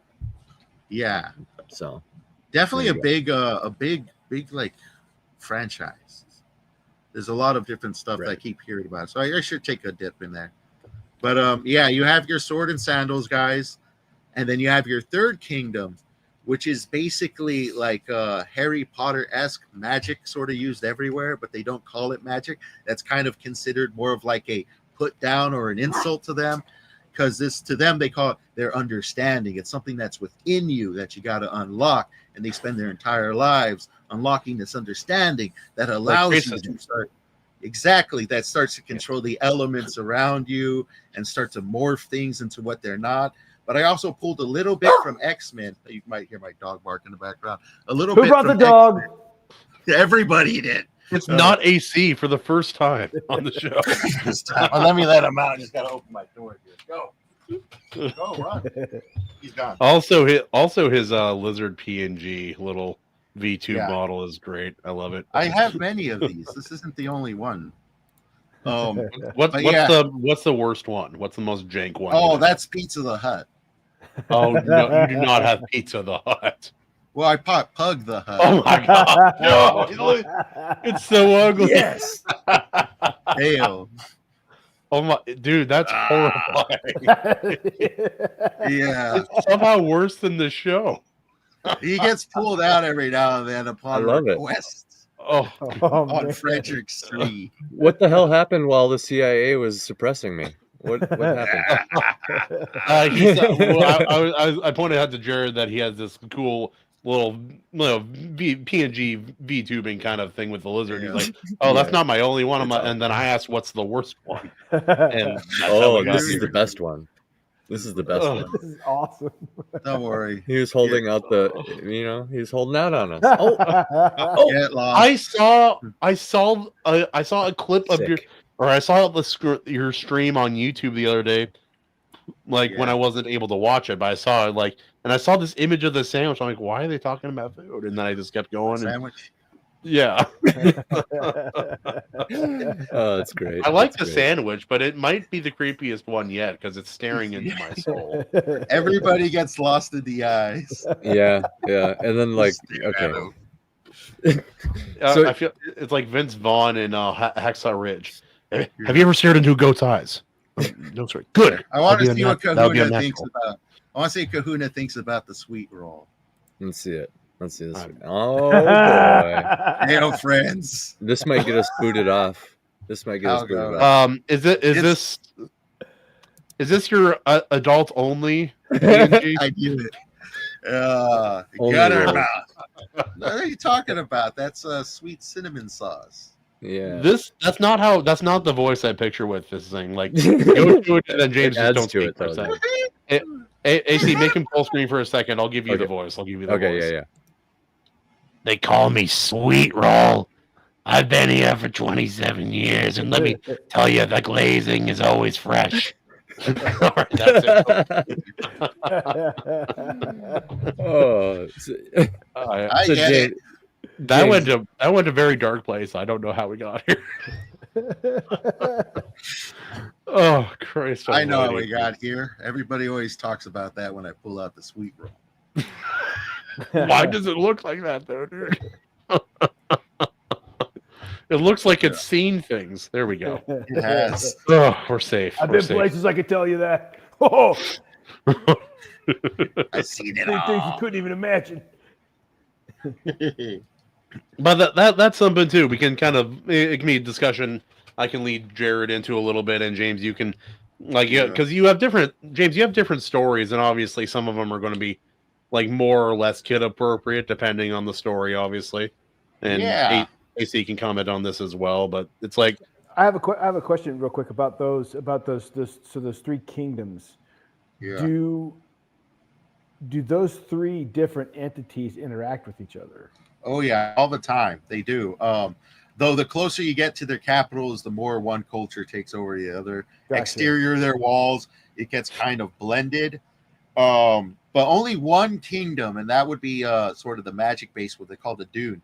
They do not really allow too much outsiders into their kingdom. They're very, very strict about that. They have pretty much like the nicest land. It's always spring there. There's also like a lot of things you got to think about when you make a world that's not based around the world you know. One of which I had to put a kind of come up with is there's no such thing as night like there is. To them, night is complete darkness, which doesn't happen because the rays above don't go away. So I had to think of like, well, then how do plants do their thing? And I just if there's not a normal cycle, how does life exist? Exactly. You know? So what I came up with is that they change pigmentation, and that sort of signals the arrival of what they would consider night. Everyone kind of goes to sleep when the plants do, and they absorb enough from the sun that day that they slowly change their pigmentation white, and then they just remain that till the next day. Then they slowly change it back to their usual color. There's a lot. There's always fun ways to do that. Like welcome back. Hey, welcome to the show. Hi, buddy. You're here. You made it. And then there's also challenges like you have no idea how hard it is never to use day or night cycles for anything, and never like your characters don't know what the sun is. You cannot mention sun. Sun does not exist. Moon does not exist. Stars do not exist. That's awesome. So you can never mention these things in your stories, Yeah. Or at least my stories, because that's the laws of the world. So sometimes that can be difficult going through it, make sure I didn't get everything out of there. So yeah, but it's fun because I could write just about anything, and then I try to tie them together. And like I said, I'm writing 2 short stories a month, and they're both it's episodic. So each one is like an episode of the same story right now, until I reach the midway point, and I'm just gonna write 3 separate short stories and just release them. Short story shows, I should say, because they're episodic. They're super short. They're like between 2,000 to 3,000 words each. And I'm basically writing this because the stories keep on flowing, and I fell in love with the world, and I just want to just keep on releasing them and get as much stories out of me before I die. Which I actually pulled that inspiration from, like I mentioned earlier, I like safari books about hunters who go out and hunting stuff. Ernest Hemingway was one of them, and I stumbled upon a book I didn't know was Hemingway's because it was just about safari. And so I thought, I'm going to like this. Yeah. And he mentions that like his love of literature and writing, his whole goal is to write as much as possible before he dies, because he needs to get it out there. And I thought, dude, I need to take the same approach. So that's kind of why I'm like releasing 2 stories a month, full PDF formatted for literature. You can read them on your tablet. They're released for free. So you get free downloads of this shit twice a month. And I'm just going at it right now. So stay tuned. Follow that World Without End Lord. Substack.com. Dude, follow the World Without End. Can we swim in that world building for a little bit more? Like, yeah, I'm curious. You can lather yourself up. Do whatever you need to do.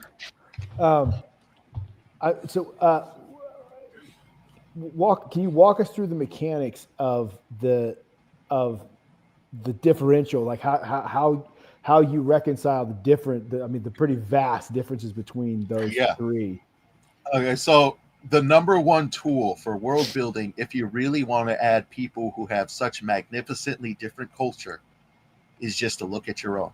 Okay, we have technology now. Other places in the world do not. Yep. And the best story that I can think of right off the back, like also the second thing is prejudice. All right, prejudice saves all. solves all those questions. It's also not just technology; it's infrastructure for that technology. Yes, just because the technology exists does not mean a place has the infrastructure necessary to support it. Yeah, which is it's a good way to that's why these people don't have it. It's exactly. not always like technology in this world is primarily focused in one location, and that's the kingdom of Whitlow with their huge walls separated from everyone. Further away you get from them, technology starts faltering. You'll see their Whitlonian technology at different places, but it's aged or it's old stuff, like things that have been out there decades old. So it's still there. It's permeated throughout the world because it's a real constricting world. They don't have a beautiful radio program like Whitlow does. Yes. I go ham. Like I went to school for game design, but to become a game designer, they made me take a graphic design course, and they canceled the game design program, so I'm stuck with graphic design. But underneath that, it basically gave me like the entry point for making videos, making images, doing everything you can think of graphic design wise, and I ran with that. And Kahuna helped me make the 2 recordings now, though the second one I still need to work on. I need to work on it too. Of a fake radio. He plays the fake radio. He plays the fake radio DJ, and I just went ham on AI music. Take it or leave it. You can make anything with it. It's only getting better. Yeah. And I tried hiring artists to make a song once. I did not have the thousands of dollars to do that. Exactly. I went ham with it, and I made fake artists. I spent hours upon hours to just get a perfect song out of a handful of them. And then I made this fake radio containing pieces of lore throughout it about the world, the singers, all just suggesting various bits of fake lore. Products kill me, dude. Bro, I did the same. So funny. I did the same thing with my world after I released Mortal Descent on Amazon, and I have my whole novel that I'm still editing right now. I released Mortal Descent. I had these 3 short stories and my novel, this world with so much lore and stuff. I was like, it'd be cool if because I was messing around with AI music a little bit. I was like, it'd be really cool if it was there was a rock opera expansion pack for each of these stories. It's not only just the music version, because I wanted somebody like a light version a light version of the story that somebody could consume, so you can listen to the song and then read this and then read the comic book and then read the story itself, and just keep getting layers deeper into it, right? And I kind of did a similar thing where I peppered extra details and told you a little bit more about what's going on there while I had the opportunity to do the song form. So dude, you're touching on a lot of things here. Even the whole idea of why you started your it's a sandbox. That's literally what I tell people about my world too. The whole idea of just having a sandbox for short stories. That's what you guys want to play in my sandbox. And then lots of toys. So I'm not disparaging novels either, because I have my own. I have my own novel, right? So it's novels still very important. I just think writers should maybe have 1 novel for starters at least, and then pump out those short stories for a while, and then come back to the novel idea when you can, when you have a year free. Or Jared, who just writes it's a short story. It's only this big. It's only this thick. It's fine. That's good stuff though. He's like, this is my short story. It was much longer before, believe me. But the short story turned into a film. Yeah, it happens sometimes. There you go. It's like my parents when they bought their Golden Doodle Tucker, that dummy. There's a famous picture of him wearing my cowboy hat from a couple years ago. But anyway, he was supposed to be a 35-pound max dog. Oh boy! Any guesses how big he grew? He's a 90-pounder. 85 pounds. Yeah. Oh, nice. That's heavy. I suspect they were lied to. We don't know. That's the impression I got. Was based it on him being a giant dog? Was it a full-size poodle that it was that the Golden was crossed with? I wasn't there. I didn't see that link to that video. I didn't see that, but so I'm not. I wasn't there when they bought it either.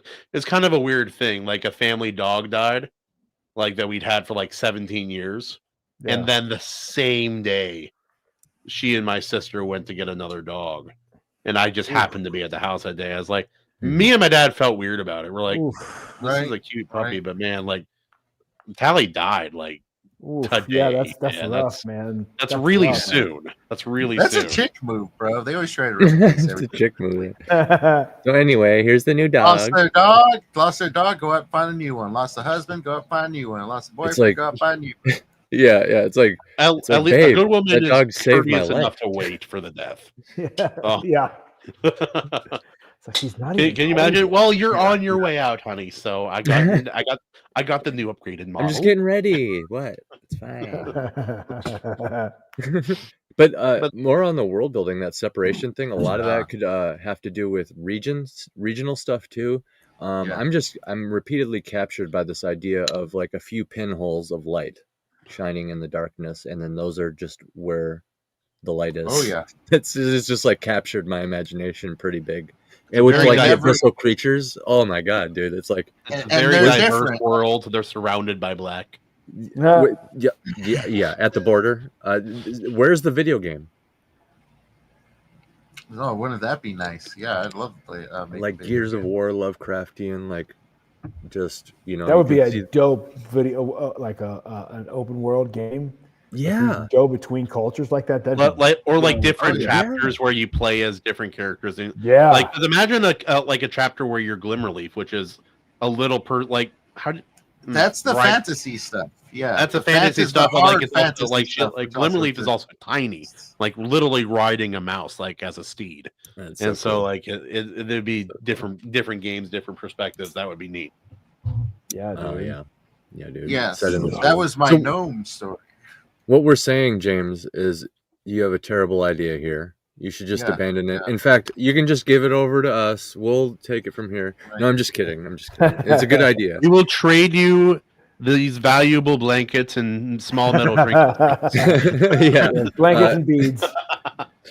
That actually reminds me of an earlier point I was trying to make before the CIA barged in. Fingers crossed. We're going good. It's been a few minutes. The delayed answer got me. Sorry. The World Without End thing. It kind of reminds me of our Haikai Legends too. We didn't do the whole pinholes of light. You're adding like a dark, really cool, compelling, unique aspect to that.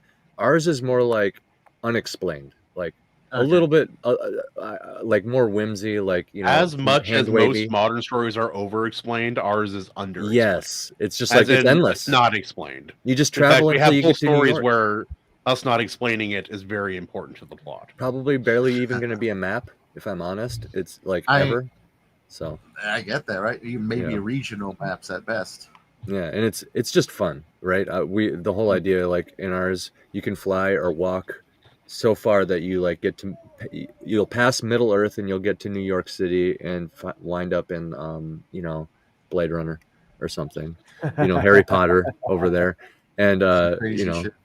We may or may not actually have it be like in Harry Potter or wherever, because sometimes it's fun to allude to things, like Jerry. I have been told multiple times that World Without End would make a good RPG world. Right. Ours is it's like a Rick and Morty like fun little serial episodic thing. That's what Rick ours and Morty is. Going through there. What is that, Rick? But I like hearing your idea. I like hearing your idea, like where you're like approaching it with like, okay, this is my thing. I'm trying to make that like a more serious mindset, I guess. Not that we're not taking ours seriously. Ours is kind of more humor centric, I guess, though. And like yours, take the humor seriously. Yeah, yours, you probably have a humor aspect to like this greater thing, which it sounds awesome. It sounds awesome. Yeah, and darker stuff like the abyss and all these dark creatures coming out to attack them. Right. Depending on where you are, which kingdom side of the abyss, depend on what you might be facing, and they're not all allied with each other. They have their own. Are there advocate groups for the creatures of the abyss? How dare you, Billy?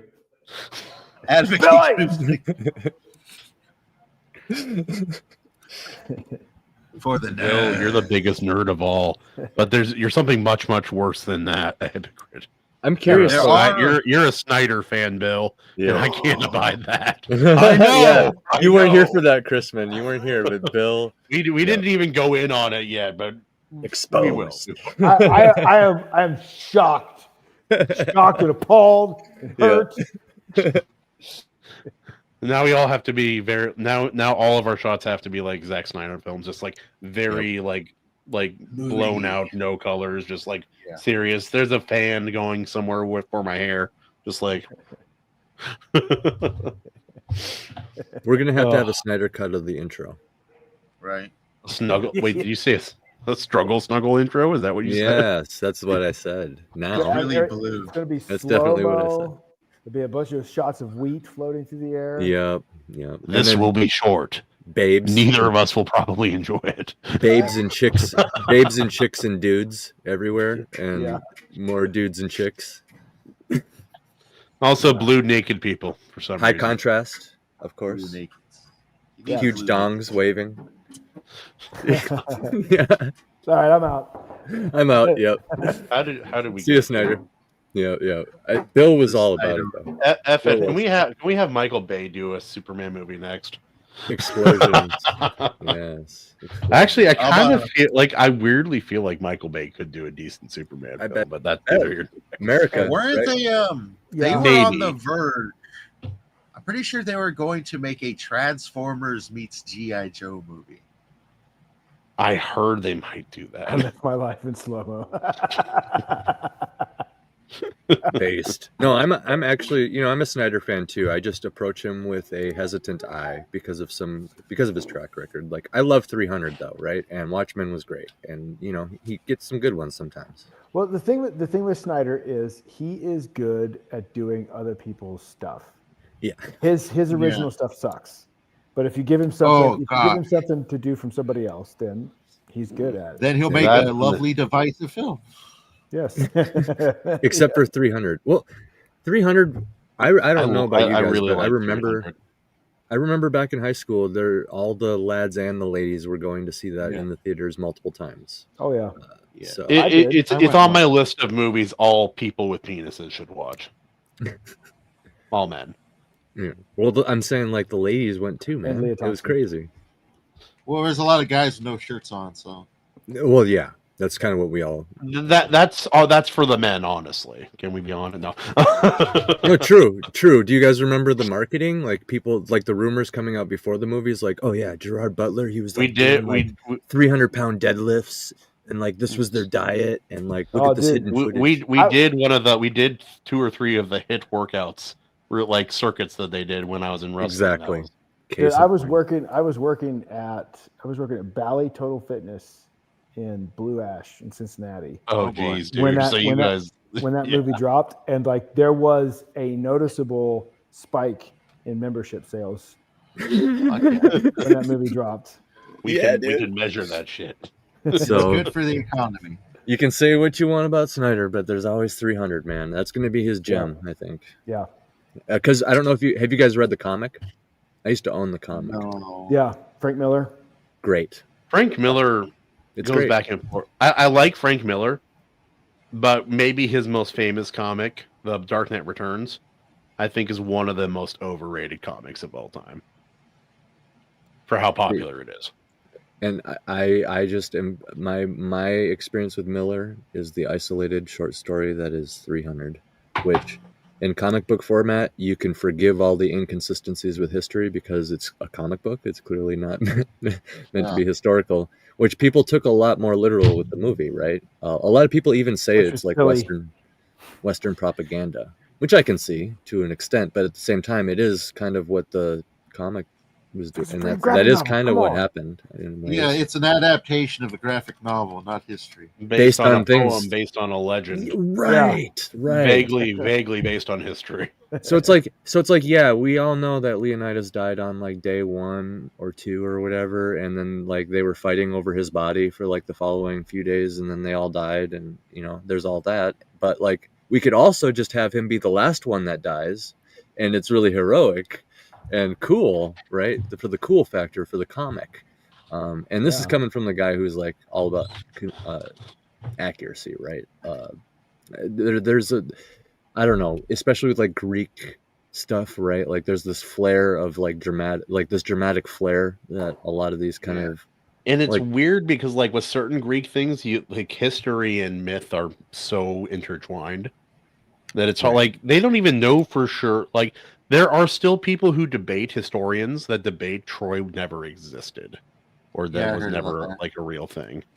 So actually, that actually brings a question back. I have a question for James again. So going back to that kind of that myth and lore, does each of your kingdoms, do they have like a champion or like a group of champions in each that are, you know, like the go-to guys for when shit hits fan? Oh yeah, definitely. Depending on which fan the shit is hitting, of course. Sick. Like the Sword and Sandals Kingdom, they're called Daughter. They have the Daughter Knights, which are essentially the very hot few AI people, women in armor. Yes. Cat girls. They're the very few people who are actually of original Daughter blood and pure. Sick. And they carry they're essentially, to keep it short, they're super powered by what they call the Phoenix. And they're all basically equivalent X-Men. to you were right. They're all equivalent to essentially Captain America strength. So they can be very deadly. And they're super duper fast as well on the battlefield. They're actually when the kingdoms were at war, like a couple hundred years prior, they were specifically used to take on artillery because they could spread out into small groups. They could actually take a lot more damage than your regular person.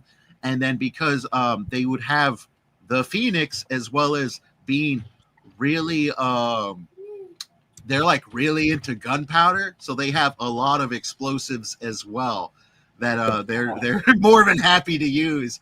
And their main, I guess you could say that their main tactic is to blind their enemy before striking. So they do use a lot of smoke bombs and things of that nature. Pocket sand. Nice. A lot of Dale Gribble pocket sand. Yeah. Gotta.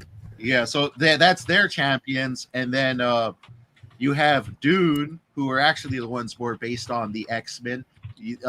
Their entire nation is broken down into 9 different orders that essentially run different aspects, and all their members go to a giant academy, and eventually they fall into one of the orders where they'll live their lives. And one of those orders is sort of like their, I'd say their version of the CIA. Oh, they have 2. One is sort of like their version of the CIA. The other one is their version of close to what I call like Alpha Force or Delta Force, sort of, where one of them is the Order of Knowledge. They focus on the sort of information that comes in. They look for spies. They hunt down anybody trying to take knowledge out of their kingdom because they're very knowledge oriented. And then the other one is the Order of Exorcism. They both deal with demonic entities as well as do the dirty deeds in the dark. Wait, you're telling me if I join them, they deal with demonic titties? Absolutely. What is this, a Dritz novel? Absolutely. Sign me up. I'll bring the sunscreen. What? This is Salvatore suddenly. Yeah. And the final one would be the Cyberpunk nation of Whitlow. They have an army that defends against the Abyss. They basically just have like, think of World War I lines with futuristic technology ready to go. And they are not trained to retreat because there's not much place to retreat to. And if they did fall back, they would essentially leave the city exposed to attack. So their whole thing is, we're here to either hold the ground or die. Mm-hmm. But if they fail, they have a special unit. In this world, cybernetics are kind of a no-no because they used to introduce cybernetics, but then this huge thing happened. everyone's cybernetics went haywire. A bunch of people died, so it became super taboo. But these guys, they're called the Gold Legion, which are specifically trained to defend the capital city in the center of it all. They are half machine. Think of just like half Terminator, half human motherfuckers out there on the battlefield. That's these guys rocking blue and gold armor, huge freaking guns, huge tanks, you name it. Near impossible to freaking defeat range wise, and up close they'll bash you to death with their hands. So these and each of these groups of champions from each kingdom, they all work together against the abyss, right? Guys, I know we all hate each other, but we all agree we hate whatever that is a little bit more. Well, yes, it's because they were essentially all at war when the abyss struck. Like, they were all taken by surprise. For a long time, they didn't even know much was outside that. But then something happened that rounded up the creature of the abyss to assault them at all sides, and it decimated their forces ridiculously. Their only opportunity was to stand together, and these three kingdoms, after decades of war, were the only three lasting at the end of the fighting, and they were forced into a moments of peace, which eventually brought them to this new age where all the stories are taking place, called basically like the Age of Adventure, where now finally time has passed by. They're holding off the darkness more or less, that they're starting to get curious about each other's nations, and they're willing to open up their doors more, but still they're protective, and there's still, political interference and all that. So there's like a lot goes into mandatory cavity search, even if you don't leave. But dude, it's perfect because you have like a fertile garden full of potential conflict. Yes. Oh yeah, and that's only so like the three official kingdoms. There's a lot of smaller factions in all of them. There's a cyberpunk city that's been completely taken over by vampires. Almost everybody in there is vampiric. Exactly. We got our own version of Seattle. Yeah, and I'm writing a bunch of stories in there right now. One of the stories that I'm writing on the series that I'm writing is all about like the fall of the city from the eyes of a handful of people just trying to get out. And I've already written one in that city during the fall, right when it's breaking out, about a scientist who uncovers and is afflicted by by invisibility. And now he's invisible in a city that's being overrun by vampires and people are eating each other. That was real fun to write. But all of these are all in the same world. This story with vampires. I got another story about a guy hunting a freaking man-eating tiger, just in general, man-eating tiger. The one I'm writing right now is about corporate-sponsored superheroes, where a villain from the past returns, starts killing them all one by one. What's going to happen there? And all these are all intertwined together and exist in the same world, and it's really fun writing them, and I don't really see myself stopping anytime soon. And dude, hats off, man. I had a buddy of mine who he had this concept. He had this concept of a it wasn't multiverse. It was like galactic. So you had different planets in different star systems that were very you're kind of similar to what you're talking about. It was such a huge concept. As like, buddy, good for you. Good for you. If you can write that and keep that together, man. Hats off. Yeah. Different planets. It can get difficult at times, but it's good. Different planets is a fantastic way to explain away a different world, right? Because it's a different world, right? It's an easy way. Is it a better way? It's not a creative way, but it's functional. It works. Like Cosmere, that's Brandon Sanderson's whole thing. He does that, and it works. That reminds me of that one. I think it's a Zack Snyder movie, Rebel Moon. Isn't that what that basically is? Oh yes, the best he has to offer. Yeah, we stepped in it again. Damn it. Yeah. He's here. I have an important physical mechanic question for your world. Boy. When you approach the end of the light, does it gradually get darker and dimmer, or is there kind of like a wall of darkness that people? Because I keep imagining both myself. are cool. It's weird. It's weird, but my brain does this weird shit. Okay, I'm like imagining myself in your world, and I'm like standing by the veil, and for some reason, it's just a big black wall, like a wall of darkness. Is it like that, or does it gradually get dimmer?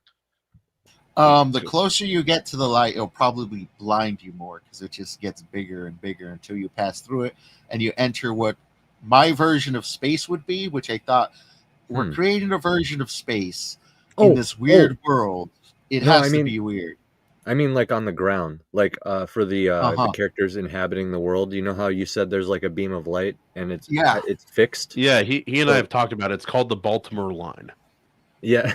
Yeah, the no man's land, like, yeah, what does like no man's land in the world look like? The between the abyss and, like, you know what I mean? Like, okay, like the spot in between.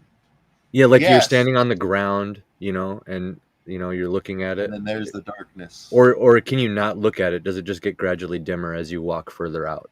You know, it gets gradually dimmer. You enter this sort of like twilight zone.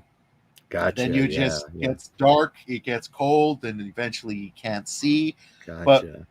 But if you stare at it too long, you may, depending on which direction you're staring at, what being might pick you up. You may be affected by an unknown entity from afar. There are dark cults and stuff underneath that sort of are worshipping these creatures they don't know in some areas. Because once again, there's some areas where there are no vampires, other areas where it's completely ruled by vampires. And then just because they're all the Twilight Zone, just because they're all creatures of the darkness and they're assaulting the light doesn't mean they get along either. They all have their that's true. They all have their alternate ideas and pathways, and some of them are even slaves to other ones. Like the vampires are slaves to a being known as the Arbiter of the Undead, where all undead creatures have to bow down and do this being's deeds. They don't like that. They have their own plans to kind of take that guy out. They have more plans to take out creatures of the darkness than they do creatures of the light. So it's like everybody's got their agenda in the darkness, in the light. Some just want to survive. They got a place like I talked about called Hill, where the Cowboys are. The only reason the Cowboys are there is because some guy came out and basically ruthlessly took out all these ruling gangs in the lawless land and said, I'm going to establish an order. And his gang became like the police of this area, and they take care of this area. They have their own agendas. And you go to the kingdom next to them, or place next to them, everyone's got their own agenda across the board. And it's crazy. You can pick any small area. I do have a map. If you were to pick any area on the map, I could tell you who lives there, what their whole shtick is, what their culture is like, if they got some weird darkness stuff going on, and all of this, because it's almost like having small insulated kingdoms within themselves while all being a part of this grander thing. I guess you could say sort of like our world, So there you go. You know, but more exaggerated, right? Like it's a different world. Yeah. When you go into this other continent or kingdom or whatever, it's essentially like in a different magic system too, from the sounds of it. In some cases. Absolutely. Yeah. Animation Overload also shared some insight in on James's world and all their pale, dark, vile, blood-sucking lawyers. Lawyer. Yeah. They are the creatures of the darkness, truly, I say to thee. Mm-hmm. Even the Fear the vampire. The good ones are just under control, right? They're just like vampires. The good ones are just under control. They're under contract. Yeah. I'm still laughing at Kahuna's his Stephanie Meyer joke. He just slipped in there and thought no one would notice. I did. I thought everybody missed it. Dude, I was trying not to laugh because I started cracking up, dude. Oh my god! You know the one thing that I would had have a made new those moon joke like right there for you, but it was howling in my mind. I had to do something. checking my camera, well trying to make myself. Checking my camera, trying to make myself look pretty, but I'm literally laying on the floor, so I gotta stay like this for now. That's how I prep for every video. Actually, I lay on the floor. I'm like, at least I'm a person, and I'm not like a beached whale. I can actually move from this position. I just like I work sitting down. Like I work sitting down. I knew I had to like get a stand-up desk or something, and right when I was looking into it, somebody said, "Oh, I got like this $500 beautiful mahogany desk. Do you want it?" I'm like, "Oh, of course I'm gonna take that." So my option was, if I can't stand down, maybe I can lay down instead. So I bought like this very comfortable body-sized mat, and I brought all my computer stuff to the ground. I got a keyboard on the ground. I got two screens here on the ground. Very Japan style. I guess, but it's comfortable. I'll be honest. Well, it's like that one VTuber who was like making music. When she first started out, her Japanese apartment was so tiny. Oh look, you look nice. Yeah. You look nice. That's awesome. Yeah, thanks. Based. I gotta turn the light on. But yeah, like she was using her computer at like the actual box as part of her desk because she didn't have a desk. She was using it as her mouse pad because there was no room anywhere else. Like, holy smokes! You just slap the mouse pad on the ground. That's what I do. Yeah. You know what I've always thought would be dope is for somebody like if you were just wicked rich and could make your own rig. It's like a dentist chair with like you have your keyboard, a split keyboard on one hand where you could just like recline and your monitor's like right here. That'd be sick. And you're just like. Perfect. It's in this perfectly like chill position. Jared, you would never leave. I know. Yeah. I mean, you could probably do that for around $5,000. Say you already have a computer with screens, like they sell those. They're almost like those lazy boys, but they're for like geriatric people, so you can lay all the way back on them. Like that's what I picture there, and like those go for like $800. So that's my dumbass. I'll let you in on a secret, James. James. That's what I consider wicked rich. Yeah, same. That's pretty damn loaded. Okay. So my dumbass balling out of control. Yeah. Look at my chair. My dumbass, I get that all set up and I'm like, yes, finally. I can comfortably write so many books now. Reclines, loads up Steam, looks through my game library. My YouTube. problem is I have a cheap office chair. If I lean back, you guys have like AC, you've seen it, and Justin has too. Yeah. This thing will like just break, and then I have to like I'm almost on the ground. I'm like, let me come back. Oh, you recover pretty good. Yeah. All right, guys. I think especially when we've been talking, I have this tendency to want to lean back and put my hands together like this, and like make good points like this, and then all of a sudden crack, and I'm like all the way back. Yeah, it's pretty entertaining when it happens, though. You should try laying on the floor. Yeah, I don't have room in here. In my floor, I walk here. It's not yeah. I mean, I did prepare for the floor change. Like, I got me a new rug first, put that down. I got this lovely cushion that folds up. I had to get that first. Right. My original office had too much room. I was going to set up like a cot so that I could spend the night on nights I didn't have. But then I started having the kids every night, and then I got an office literally a third the size.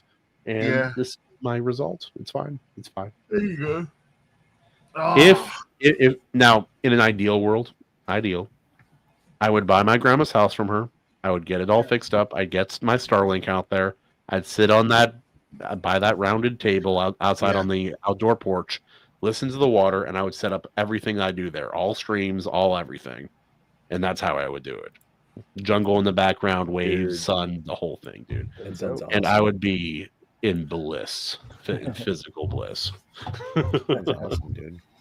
I was gonna say, you guys, it's about that time. If you want to go around, Kahuna, since you painted such a beautiful picture for us, you want to start, and we'll kind of go around. Having wet dreams of Hawaii. As you do. Now for me, I've been taking a short break on my own upload schedule recently because I've been quite busy, both with work and with the raising of the 2 miniature people that live in my house. Between all of that and the OMAC rodeo, which I will be going to here very, very soon on the east side, the not socialist side of the state, and I will be enjoying nice fribaloo out there camping with a big tent meant for about 6 people.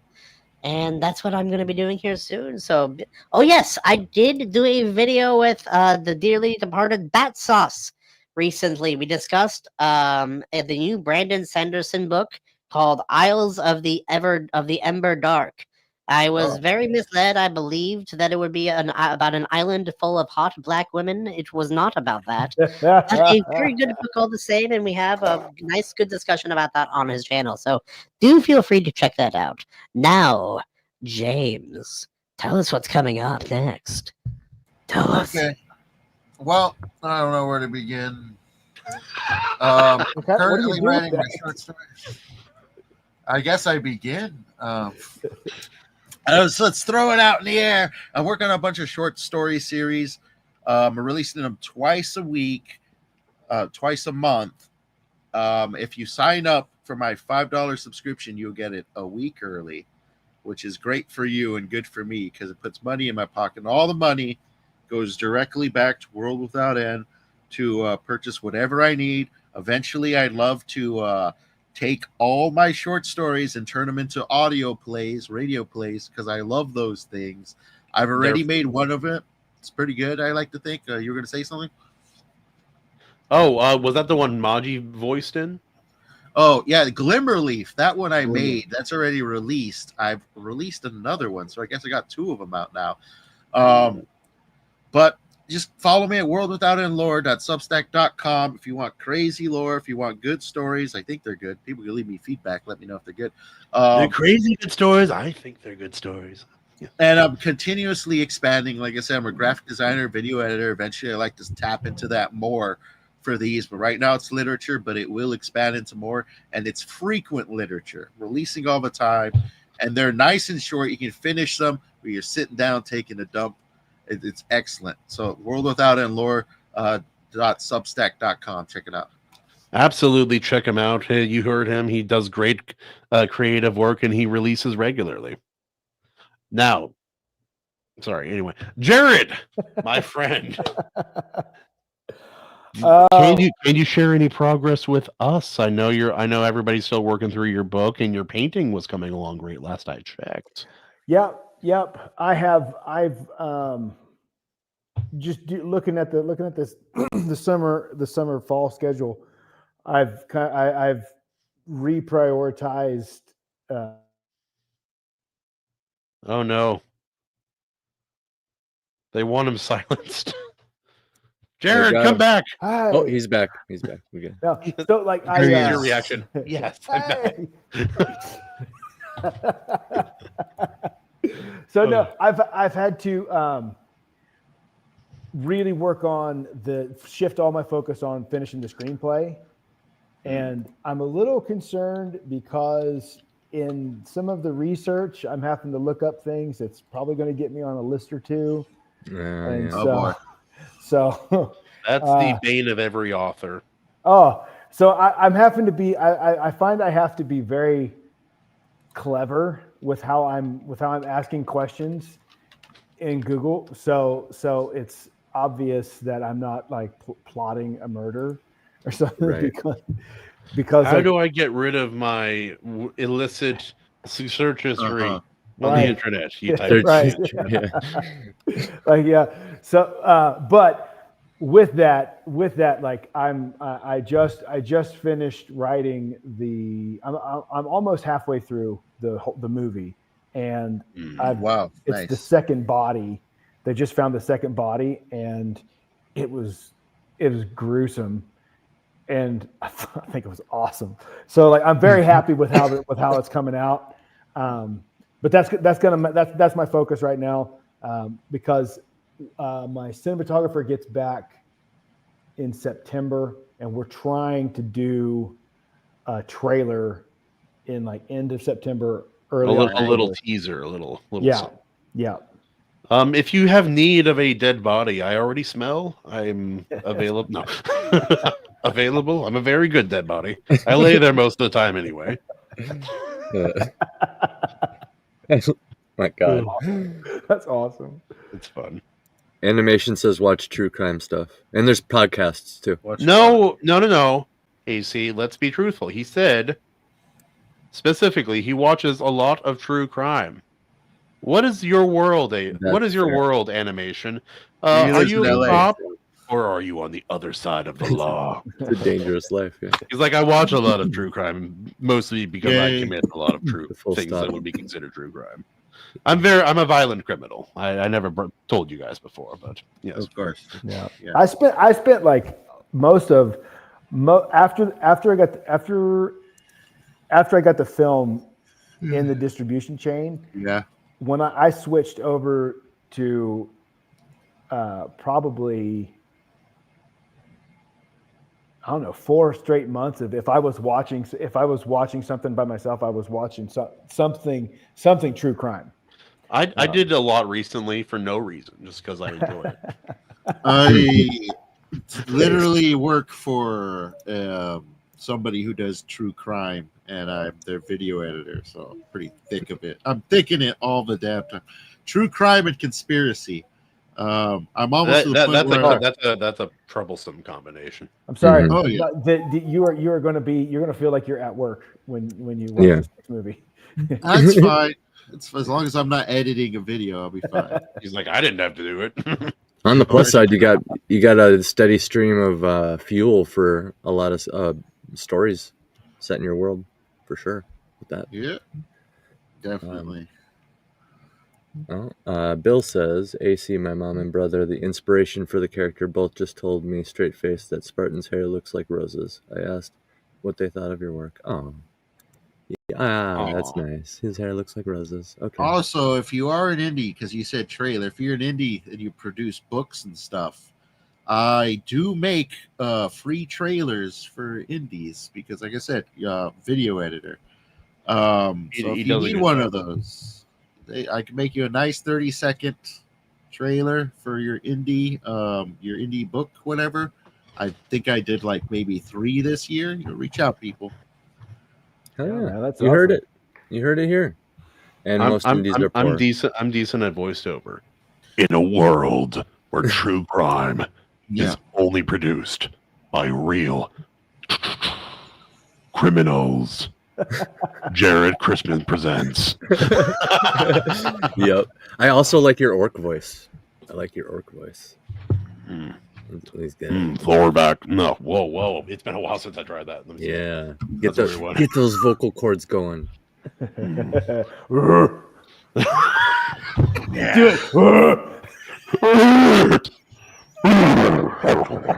There it is. By the way, AC, I was to lead this village. Yes.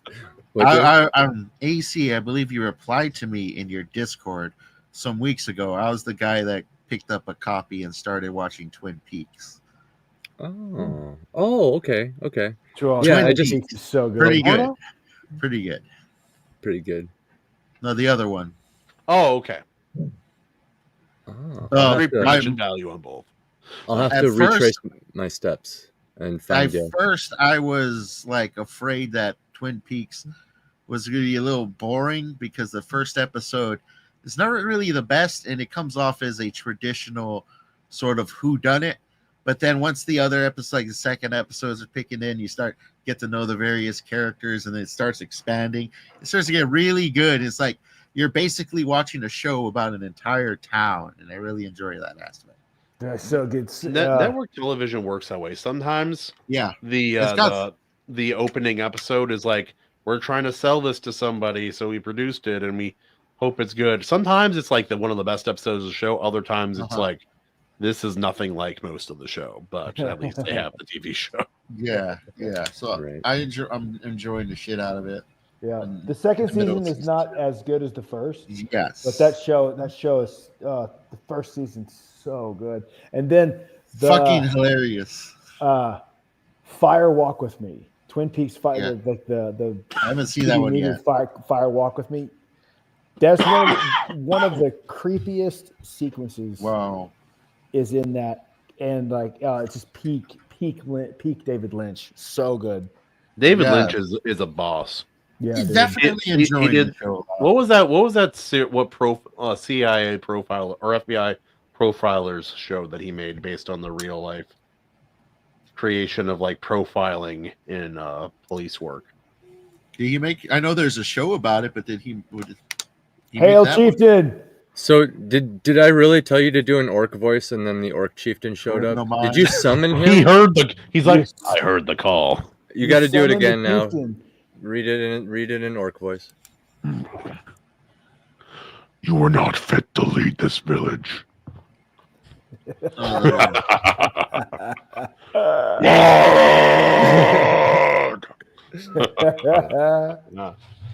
Dude, logging when I was in Warhammer as a like middle schooler at a mall with like 49 fully grown people. It was a thing, dude. Like we shook that building. I'm pretty sure. So we got we got two guesses in the chat for the possible David Lynch show. Criminal Minds is one of them. Mindhunter. Mindhunter. Yeah, okay. That's it. That's the one. I seen Criminal Minds. That's very, very like generic. I thought it's not terrible, but Fincher was Mindhunter. Oh no, I'm getting people mixed up. Yeah, never mind. Okay. I was thinking of Fincher. Yeah. It happens. I get a Carpenter mixed up with and I can't even remember his name. The dude who created body horror. Clive Barker. Was it Clive Barker? No, it's the other dude. I don't think so. That was just the first one that came to my head. Dang it. I used to get Kurt Russell and Patrick Cronenberg when I was a David kid. Cronenberg. Yeah, classic. Yeah. You know, he's known for his gorishness, but when I watch his movies, you know, even though you do get that, it's like doesn't really take me in as much as like the atmosphere and the settings do. Mm-hmm. Cronenberg gets lumped in with Lovecraft. It's interesting. He's a good case study. Yeah, I've last year I went down a Cronenberg binge. I didn't think I would like much of his movies because I'm not a big horror fan, but they kind of transcend that in a lot of ways. I enjoyed them. Last thing before we go, favorite horror film? No, don't just gut instincts. Don't think about it. James, go. Favorite horror film? I honestly can't tell you. I don't watch enough. That's fair. Jared. Dead Nuts Tie, Exorcist 3, and Event Horizon. Oh, that's a good. We almost watched that, by the way. We almost watched that. AC, favorite horror? Go. Pitch Black, Let the Right One In, which not as much horror, more existential. And I'm on the spot, so I'll just go with Pitch Black. It's more action, but kind of horror with that whole idea. Okay. And it's on theme with James' world. So. I got one that just kind of came up. I believe it's called Nature of the Beast. It was a straight to TV movie with the Bishop from Aliens. Oh yeah. John, Mayor of Orc City says The Thing. Yes. The Mayor of Orc City is anything but basic, sir. The Thing is a very good film for me. I don't know, something about The Exorcist just really slaps. There's still like kids swear all the time, but to hear someone swear in earnest is like a child swear. Like all the that movie is very effective to this day for me. And I need the first one. I need someone. Is. I need someone to make a really powerful, high budget, gritty,